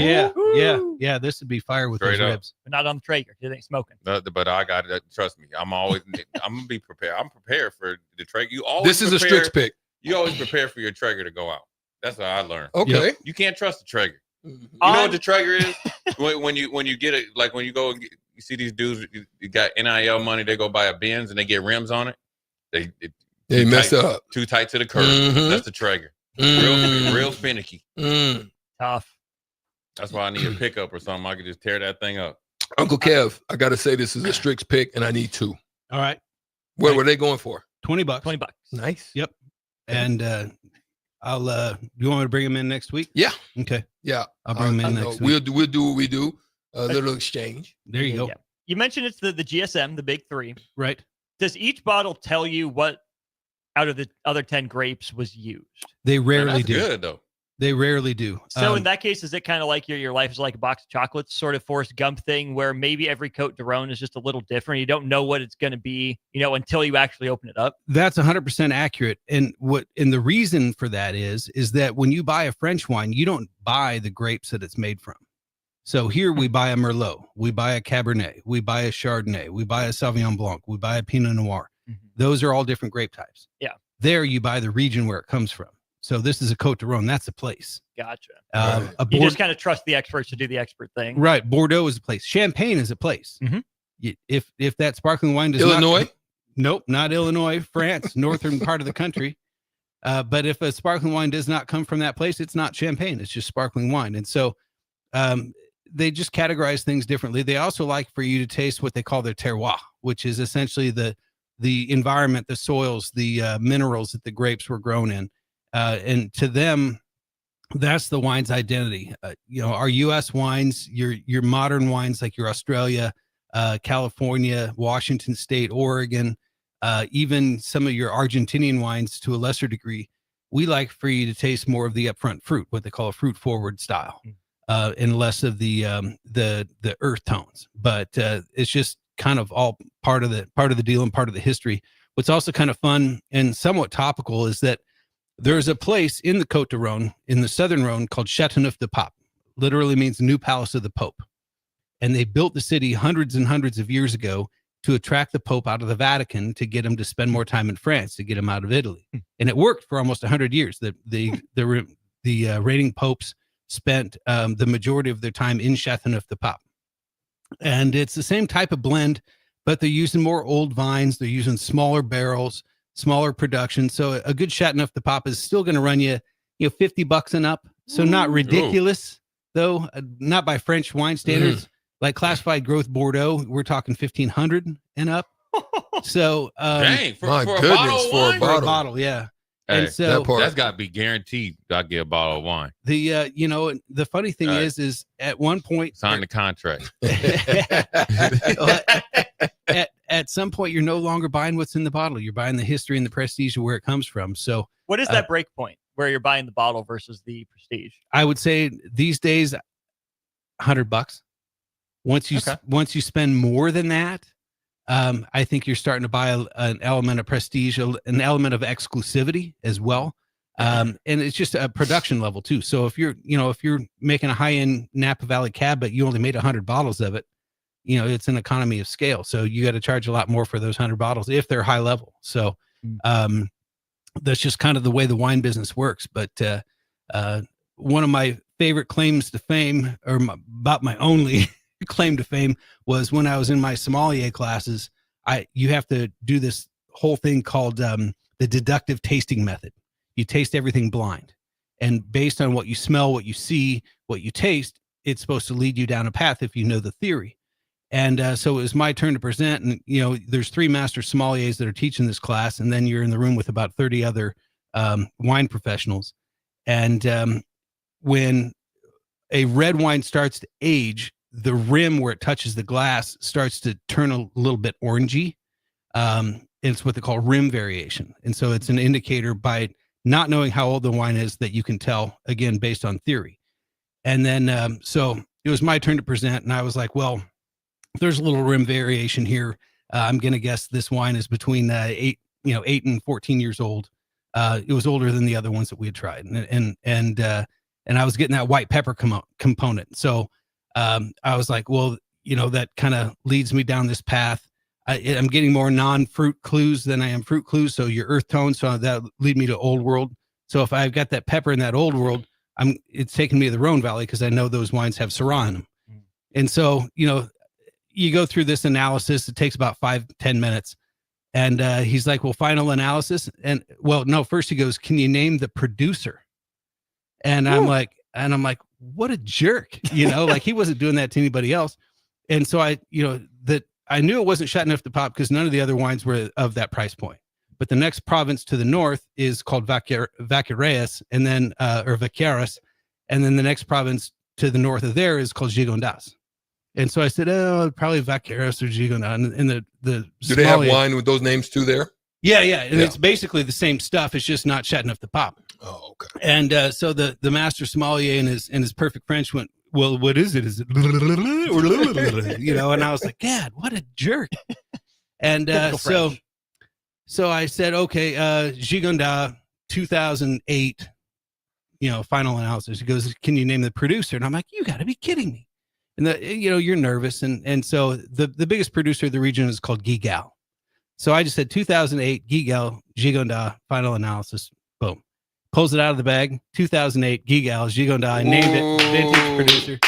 So Uncle Kevin. I never got the walk-off homer. I never had the the game-winning touchdown. I never had the corner three to beat the buzzer. But so that was my mic drop moment. So I basically was like, I guess I passed it. Yeah, that's incredible. Take that with you. Okay, one last question. What are you drinking on Memorial Day?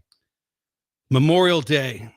Or the lake weekend for Memorial Day. Yeah, we'll be hanging by the pool if the weather's decent. We got to honor the veterans, though. Indeed. That's a great question. I'll have to think about TBD. that. Come back with an answer next Thursday. How about that? Fair enough. That's Kevin Meyer. Myers Cork and Bottle in the middle. Go find him at 13th and South. This is On the Block. Strick, Jay, Austin. More of the show after this. Download our app by searching for 93.7 The Ticket in your app store to stay in touch and listen all day wherever you are. More of On the Block next on 93.7 The Ticket and theticketfm.com.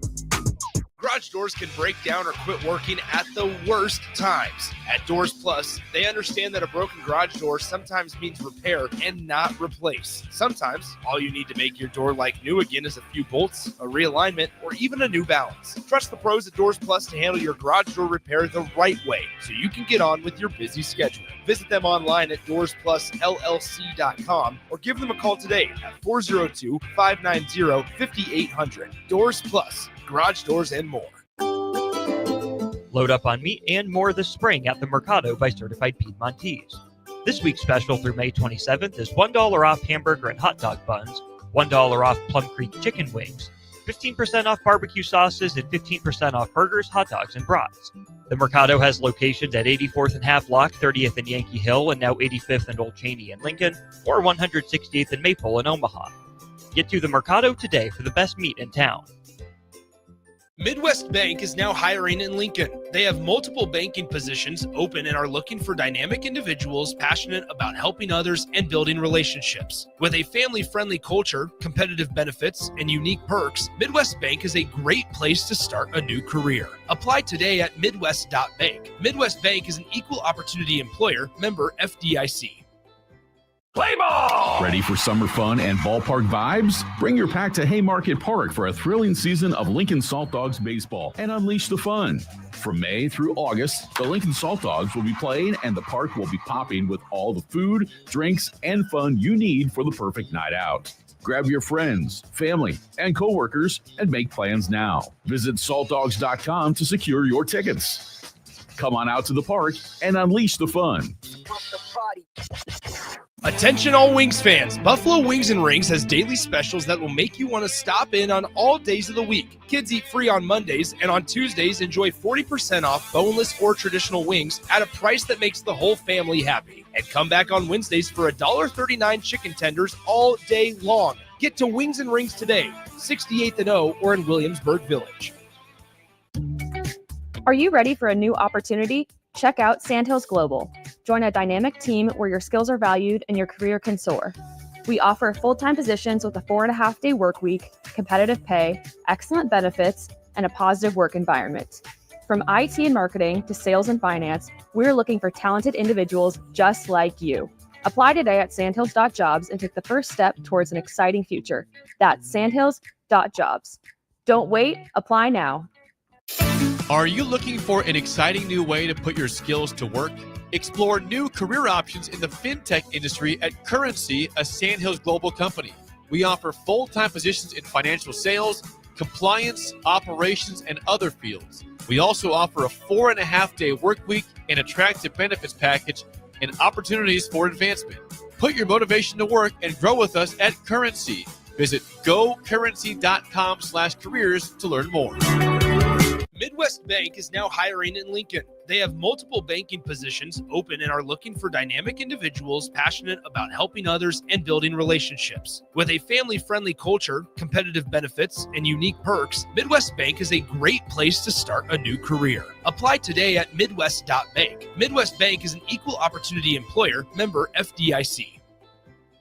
Now back to On the Block with Eric Strickland, Jay Foreman, and Austin Orman.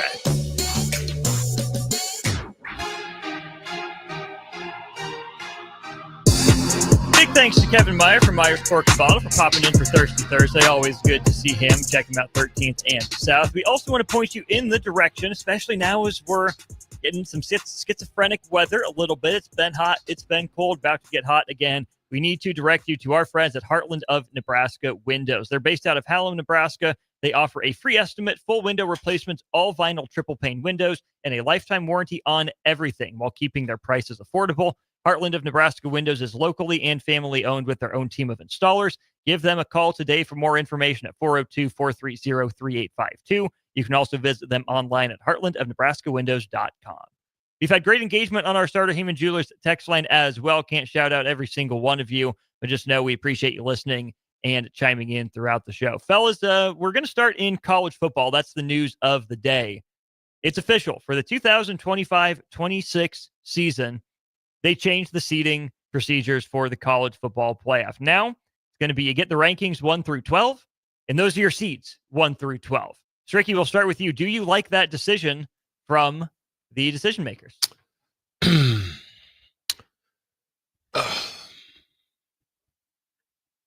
I think it's the simplest form, but I still think there will probably be some because it's still that's still subjective. Sure. As far as right. Mm-hmm. So for me, I still I think what it shows is it shows a lack of carrier weight on it. It's moving it towards our long-term vision. I think that we've all stated, which is big conferences, whether, how that all plays out. And the reason being is, I still like the fact that if you win your deal, you get a benefit for that. Mm-hmm. I just think that it could have been fun if they would have done it some of the ways that we talked about. If you're the number 1, if you're the number 2, if you're the number 3, if you're the number 4, then you as the number 1 seed, you get to choose. Mm-hmm. You see what I'm saying? Who you play. Yeah. Mm-hmm. You know what I mean?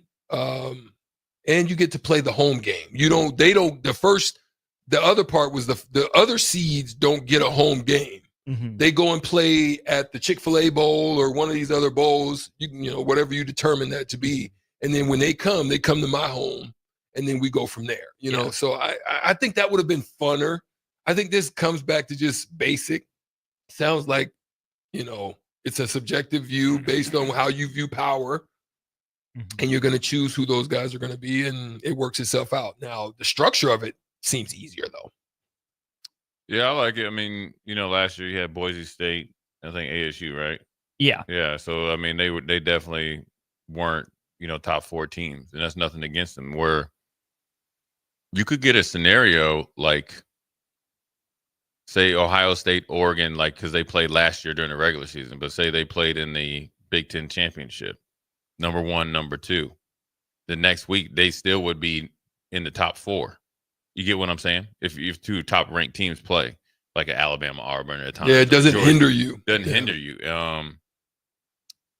Now, it could water down the conference championships, but I like it, though. You reseed it, and you got to get after it. I still would like to see, and correct me if I'm wrong, I still would like to see when you get a first-round bye I'd like to see you still play at home. Mm-hmm. I'd like to see the bowl games in the first round. And then you go, so say like Nebraska gets a first-round bye. Well, why can't you just call it the whatever bowl at this stadium? Because if you're playing in a Fiesta Bowl, it's probably more appealing in Phoenix. But I think the reward is for the fans and the community of Nebraska, no matter what the temperature is, to get Alabama to come here and play or a Florida having to come here. That's what you earn for the first round bye, and vice versa. Nebraska having to go to Miami or whatever, which they did for every Orange Bowl in the history of ever. Right, but to do it at that point in time, we're not used to. Say you get, I mean, I've been there, and when we were in Buffalo, we went down and played Miami, and it was 90 degrees and humidity. They got on you. Yeah, they beat us. They wore us down, and then there's nothing you could do. So you want the home field advantage, in my opinion, for the teams that they earned it. But I like the reseeding. I do like that. Last year's college football playoff, if it would have followed this format, would have given Oregon, Georgia, Texas, and Penn State byes. So your first round games would have been Notre Dame versus Arizona State. You would have had Ohio State versus Alabama.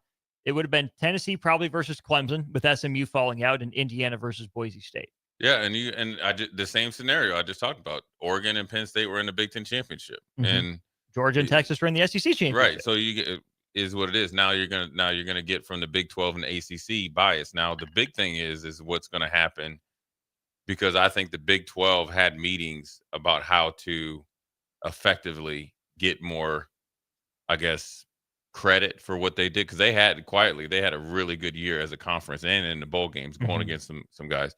So how does that affect these seeds, right? The squeaky wheel gets the oil. So it might not happen this year, but it might be for next year for the Big 12 and the ACC. So I think I like it. I still think there's work to do. As they said, there's still lots to discuss by Mr. Clark, but I think it's a step in the right direction. And it's also showing some sort of leadership and realistic view of themselves of, okay, we missed the mark last year as far as Boise State and Arizona State, and nothing against them, right? And you're probably going to miss the mark again next year. You're going to miss the mark, but let's not just let's just fix the obvious. Now what's going to happen is you're going to have a team in the Big 12 or the ACC that doesn't have I call it the Mr. T starter kit, where all the teams aren't ranked high in your conference early in the season. And so you'll beat a team and say they start to come on late, or they're highly ranked and then they start to lose steam. Well, they'll have a great season and then they're not in the top 4. Well, then it's going to have to adjust after. But nobody's ever going to be happy unless you go to 16 teams. Whereas, if you are, then you can put in the conference champions outside of that top 4. Well, you do have the conference champions still getting the automatic berth. They're just not guaranteed into the top 4. Right. So that I think is still a necessary provision. I also think another big winner for this is Notre Dame. Notre Dame. They can now be in the top 4. This is for Notre Dame. This is Marcus Freeman effect. Marcus Freeman, once he converted to being a Catholic, everything started working for him. Got paid. Then Notre Dame started winning. He got into the national championship, and now they just made this specifically for Notre Dame. More importantly, now the pressure is off of Notre Dame to make a move. To go to a conference. That's a fact. So this is essentially for Notre Dame. Yeah. This is. You talk about power. Yeah. Being in those, like DP says, in those rooms and having those conversations. It for Notre Dame, getting over the hump and not being embarrassed on a national stage had they like they had been prior. And then getting this, where they were, in my opinion, I felt like they were facing a lot of outside and internal pressure through like by their colleagues of like, Come on, do power, something. power, make a move. Mhm. Because now also let's take it a step further. Now this lessens like Notre Dame having to join a conference, but now this whole like 2 power conferences, that's put to the wayside now because Notre Dame holds the keys, because Notre Dame can say, you know what, we'll just stay right where we're at, and we can go do exactly what you're doing. Yeah. Anyway, I found something that's interesting for both of you guys. This is an interesting stat. Where do we implement it, or how do we use it? That's what I would love to find out. Since the 2014 playoff, that was the first one, right? The first one. The Big Ten has led all conferences with 59 teams ranked inside the top 16. That's interesting because we've been programmed. Perception is right? SEC or bust. Right. So then you have the CFP rankings heading into conference championship weekend, or about 5.3 teams per year. The SEC has 55 teams at 5 per year, followed by the Big 12 at 2.4 and the ACC at 2.1. The group of 6. And you said top 16, right? 16. Okay. The group of 6 would have had 4 teams inside the top 16 over an 11-year stretch, and Notre Dame would have finished inside the top 16 7 of those 11 years. So the data considers the conference's realignment shifts. So they took into account Oklahoma, placed them within the SEC, and USC into the Big Ten, Stanford into the ACC, and Utah into the Big 12.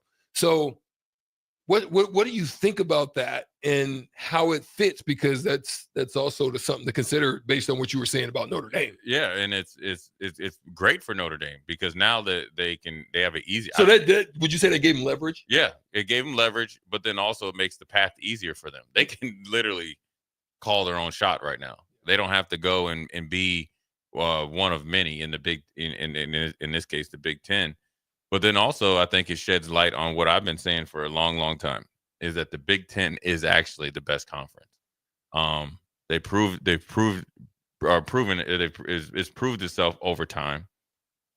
They've recently done it, in recent history. But I think the perception is out there of the SEC, like we got bigger, faster, stronger, and better players.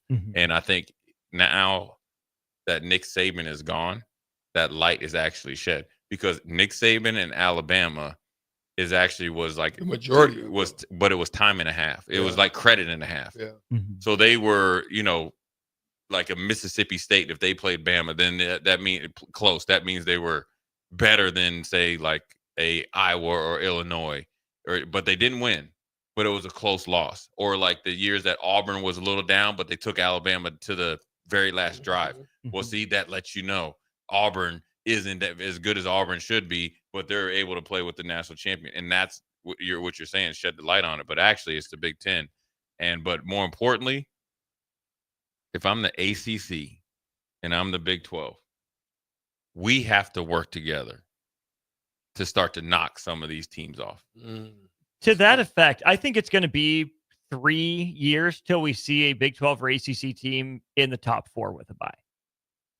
If I think it's way longer. That's what I'm saying, at least, right? Maybe Clemson gets there this year. People are pretty high on them. I don't know if I'm fully bought in or seeing it. But for me, the litmus test of this new format and seeding system is 11-1 Notre Dame versus 11-2 ACC or Big 12 champ.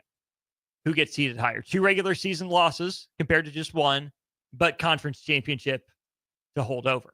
Who gets seated higher? In that case, it's going to be really interesting to see. That's going to be the controversy. But here's the deal is with the Big 12, and this is where the ACC maybe is in a better position, is also the personality of the head coach. The only coach that moves the needle in the Big 12 is who? Prime. That's it on a national level, because he has the respect, he has the knowledge, and he has the bandwidth and the brand. Whereas you look at the ACC, yeah, Whittingham doesn't do it. Leipold, Kleiman, no, they don't do it. McGuire doesn't do it. Right. Campbell, no. They're just like white noise. But Belichick, Cristobal has a little bit of that kind of. His dad used to be a cop. He has that tough guy right there. And then you got Dabo, who's just well, first of all, he's a national championship type of coach. He's well respected now, and he's always put players out there. So maybe Norvell, maybe depending. They've at least been in the news. He's second tier, but he's close. That also plays into it, right? Because when it's like E.F. Hutton. When guys speak, they listen no matter what they say. Now, if you're just speaking and nobody's listening, then it's just a bunch of white noise. That plays into it as well. So that's the differentiator, Austin. Would you say of when you come to that seeding decision, if it is ACC Big 12, does the coach give it a little bit more? Possibly, it's going to be really if interesting. all things being equal, it might be right because you're supposed to examine the hard factors, the facts in front of you, the strength of schedule, the win-loss record, record against common opponents, all that sort of stuff. But if it's within shouting distance of each other, it's a coin flip. Then you'd be dumb not to go to the soft factors. You don't make these decisions based off TV, right? We've heard from the men's basketball selection committee. No, we're not doing this for ratings. I want to believe North them, Carolina getting in. Exactly. Right? What did you just, exactly. But almost took my hat off. But also, let's not think. I mean, I wouldn't say I hate to say it, but look, if the Kid Frost got something going on down there, they put him in there just because they know he's going to say something about Nebraska. And I'm going to tell you this. I'm going to ask you this. If it came down to Kansas and Lance, North Carolina and Hoodie, who you think getting in? Hoodie. Carolina. Because he's bringing everything else with him. And he's bringing it. They trust him more. You like Dabo, you trust, right? You know, the benefit of the doubt. It's no different if it came down to like Ole Miss and Lane Kiffin versus like Purdue. Well, what if we have the same situation? What if it's Bielema in Illinois versus Beamer in South Carolina? Or what if it's Lane and Ole Miss versus Bielema in Illinois? On the field, I probably trust Illinois in a big game. Bielema, because he's won more, right? Big Ten championship and all that. But do you trust that the committee would make that call? I think Lane's calling this a favor. And he's out in front. Paul Feinbaum knows him a couple favors. They go back and forth. Let him in. I mean, backdoor deals being made. That's crazy, but that's how the world works. Or at least they haven't shut down the fact that that's not how it works. It remains to be seen. Let's go ahead and take our final break of the show. The tush push is still legal. We'll talk about that to wrap up the show. Follow Austin Strick and On the Block on Twitter at Austin Orman, eStrick20, and On the Block 93.7. More of On the Block coming up. Hey guys, it's AD. Join us on Friday from 9 to 11 a.m. for The Drive at A1 Automotive's brand new location at 5110 State Hill Drive, just off of Yankee Hill in South Lincoln. We'll be on ahead of the grand opening, which goes from 11 a.m. to 4 p.m., which will have giveaways, free food, and tours. We'll see you on Friday at the brand new A1 Automotive. When daily energy fades and your drive just isn't what it used to be, Game Day Men's Health helps you step back into top form. Game Day Men's Health is one of the country's fastest growing clinics, and they focus on men's wellness, providing customized solutions with professionalism and privacy in mind. Testosterone optimization, weight management, vitamin injections, and shockwave therapy are just a few of the many things they offer. Restore your energy and rediscover confidence with the help of Game Day Men's Health, because every man deserves to feel his best every day. Visit them online at GameDayMen'sHealth.com today or in person at one of their 2 locations in Omaha. Support Matt Talbot Kitchen and Outreach on Give to Lincoln Day. Your gift will be received by a portion of Lincoln Community Foundation's matching fund. Homelessness is a complex problem facing our community. By working together, we can find solutions. Your donation for Give to Lincoln Day moves us closer to ensuring that everyone in Lincoln has a safe place to sleep at night. Because of your generosity, hope lives here. Give anytime through May 29th at givetolincoln.com. Garage doors can break down or quit working at the worst times. At Doors Plus, they understand that a broken garage door sometimes means repair and not replace. Sometimes, all you need to make your door like new again is a few bolts, a realignment, or even a new balance. Trust the pros at Doors Plus to handle your garage door repair the right way so you can get on with your busy schedule. Visit them online at DoorsPlusLLC.com or give them a call today at 402-590-5800. Doors Plus. Garage doors and more. Are you looking for an exciting new way to put your skills to work? Explore new career options in the fintech industry at Currency, a Sandhills Global company. We offer full-time positions in financial sales, compliance, operations, and other fields. We also offer a 4.5-day work week, an attractive benefits package, and opportunities for advancement. Put your motivation to work and grow with us at Currency. Visit gocurrency.com/careers to learn more. Midwest Bank is now hiring in Lincoln. They have multiple banking positions open and are looking for dynamic individuals passionate about helping others and building relationships. With a family-friendly culture, competitive benefits, and unique perks, Midwest Bank is a great place to start a new career. Apply today at midwest.bank. Midwest Bank is an equal opportunity employer, member FDIC. Your home is your empire. Protect it with Empire Fence. Get a free instant quote with the online estimating tool at empire-fence.com. See an upfront estimate with no hidden fees. An Empire Fence can provide privacy and improve the appearance of your home. Keep kids and pets in or out of your yard. Increase security and add value to your property. Visit empire-fence.com now to view the stylish and maintenance-free possibilities for your home and get a free instant online quote. Let Empire Fence protect your empire. Are you ready for a new opportunity? Check out Sandhills Global. Join a dynamic team where your skills are valued and your career can soar. We offer full-time positions with a 4.5-day work week, competitive pay, excellent benefits, and a positive work environment. From IT and marketing to sales and finance, we're looking for talented individuals just like you. Apply today at sandhills.jobs and take the first step towards an exciting future. That's sandhills.jobs. Don't wait, apply now. When opportunity knocks, you don't want to miss the call. Hamilton Business Technologies makes communication easy and efficient using customized technology, all while putting people first. Whether you're working from the office, at home, or on the go, Hamilton Business Technologies equips your business with the right tools for smooth, professional call handling. Hamilton Business Technologies. Real people, real technology solutions. Learn more at hamiltonisbusiness.com. Load up on meat and more this spring at the Mercado by Certified Piedmontese. This week's special through May 27th is $1 off hamburger and hot dog buns, $1 off Plum Creek chicken wings, 15% off barbecue sauces, and 15% off burgers, hot dogs, and brats. The Mercado has locations at 84th and Havelock, 30th and Yankee Hill, and now 85th and Old Cheney in Lincoln, or 160th and Maple in Omaha. Get to the Mercado today for the best meat in town. Now back to On the Block with Eric Strickland, Jay Foreman, and Austin Orman.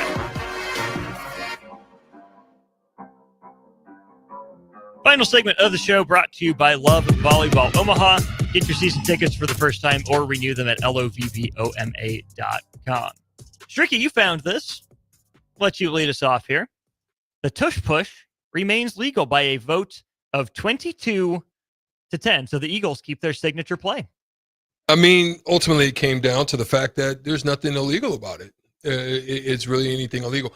I think the questions could have come in for me, as I throw it to you guys, when Jameis Winston, I believe, well, no, it wasn't even tush push.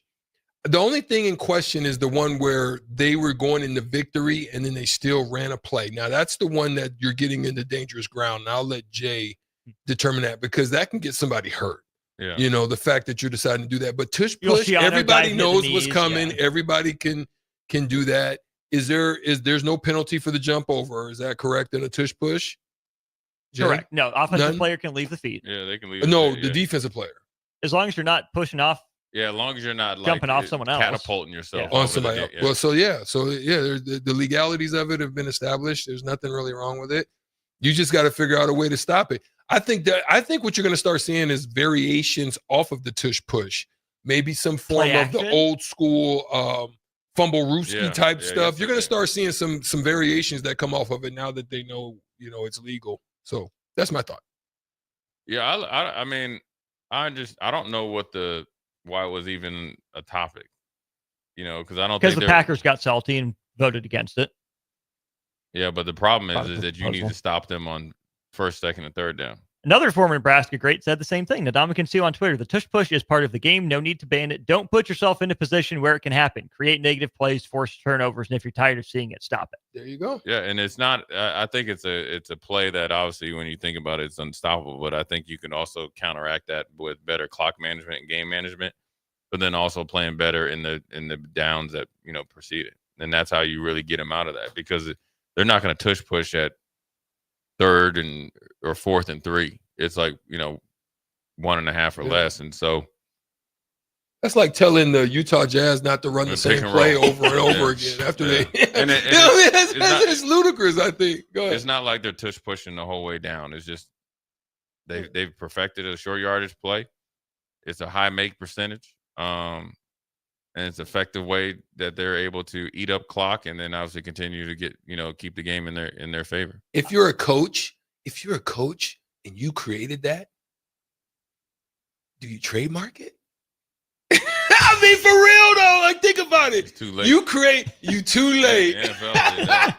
Jeff Shout when you missed your moment. Yeah, I just think it's part of the deal and part of Philly. I mean, if tush push was so good, then Philly wouldn't have flamed out, not this year, but last year in the playoffs. If it was that much of an unstoppable play, you get what I'm saying? And now what people aren't giving Philly enough credit for, they have the best offensive line in the league. Mm-hmm. The Bills tried to do it and couldn't convert. Yeah, and you know what? The tush push actually originated, if you go back and look, how effective and efficient the Patriots were with Tom Brady on quarterback sneaks. That's all it is. Yeah, but I'm saying because Tom Brady isn't the most athletic. He's not the most explosive, but he's very smart. And so they took that, added to their repertoire. It's like, we got some bullies up front. We got a really small and athletic and strong center at this point, Kelsey. Now you got Cam Jurgens, that's obviously bigger. And you got Jalen Hurts, who's probably pound for pound, if not a Saquon, it's him, strongest guy on the team as far as in the squat rack. Mm-hmm. It's a great play. It's not aesthetically pleasing. And on the one hand, it feels somewhat against the spirit of any rules, if not against the letter of them. But then you think about it, it's like, well, how is that any different than, a running back makes it to the second level, his offensive linemen come up behind him, they try to push him for any forward progress they get. What really is the difference? There isn't one at the end of the day. You know what the analogy of it is when James Harden did the triple step back, and then he, if I was just defending him, he would jump in and he would rake the arms up. Yeah, rake the arms up, and then it was technically a shooting foul. Right? It's the same thing. You didn't, and so I don't think it's a play that, like a loophole play. It's just a play that you get. Defensive coordinators, defensive line coaches are probably upset because they have to study how to try to stop that play just in case they need it for that one time that can win a game. And because the Eagles, in their mind's eye, they figure on a 3rd down, 3rd and 5, we can run. Because if you look at the averages, you might get 3.5, 4 yards. So that puts you in tush push mode for them. That's part of a strategy of their offensive. Yeah, and system. It's a mindset. And it plays on the defense as much as the offense. Giving them confidence takes away. Oh, here we go. They're just going to get a first down.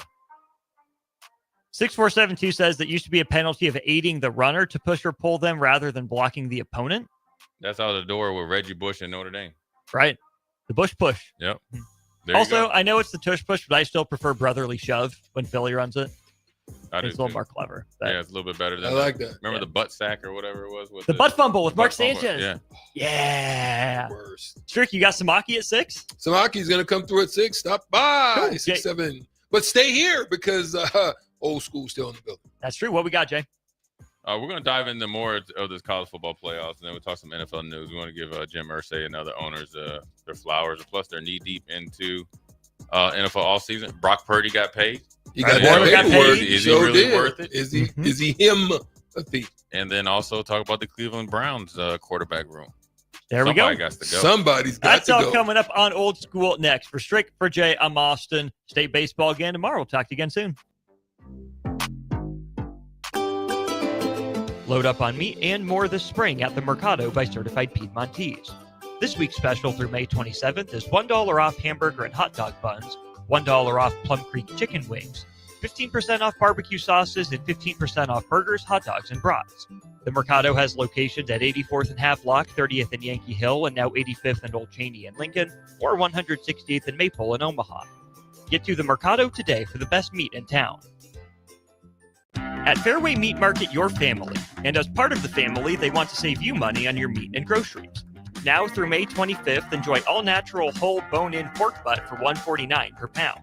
Buy 5, get 5 free on brat patties. 10-pound tubes of 85% ground beef, just $2.88 per pound when you buy $100 in meat and groceries.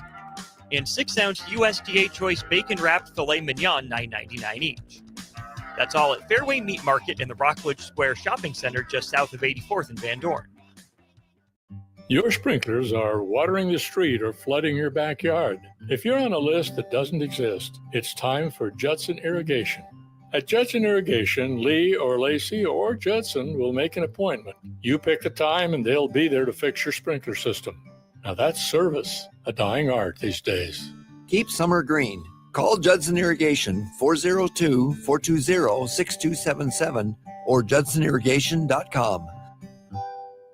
The end of the school year is drawing near, which means graduation parties are coming soon. Are you prepared for hosting?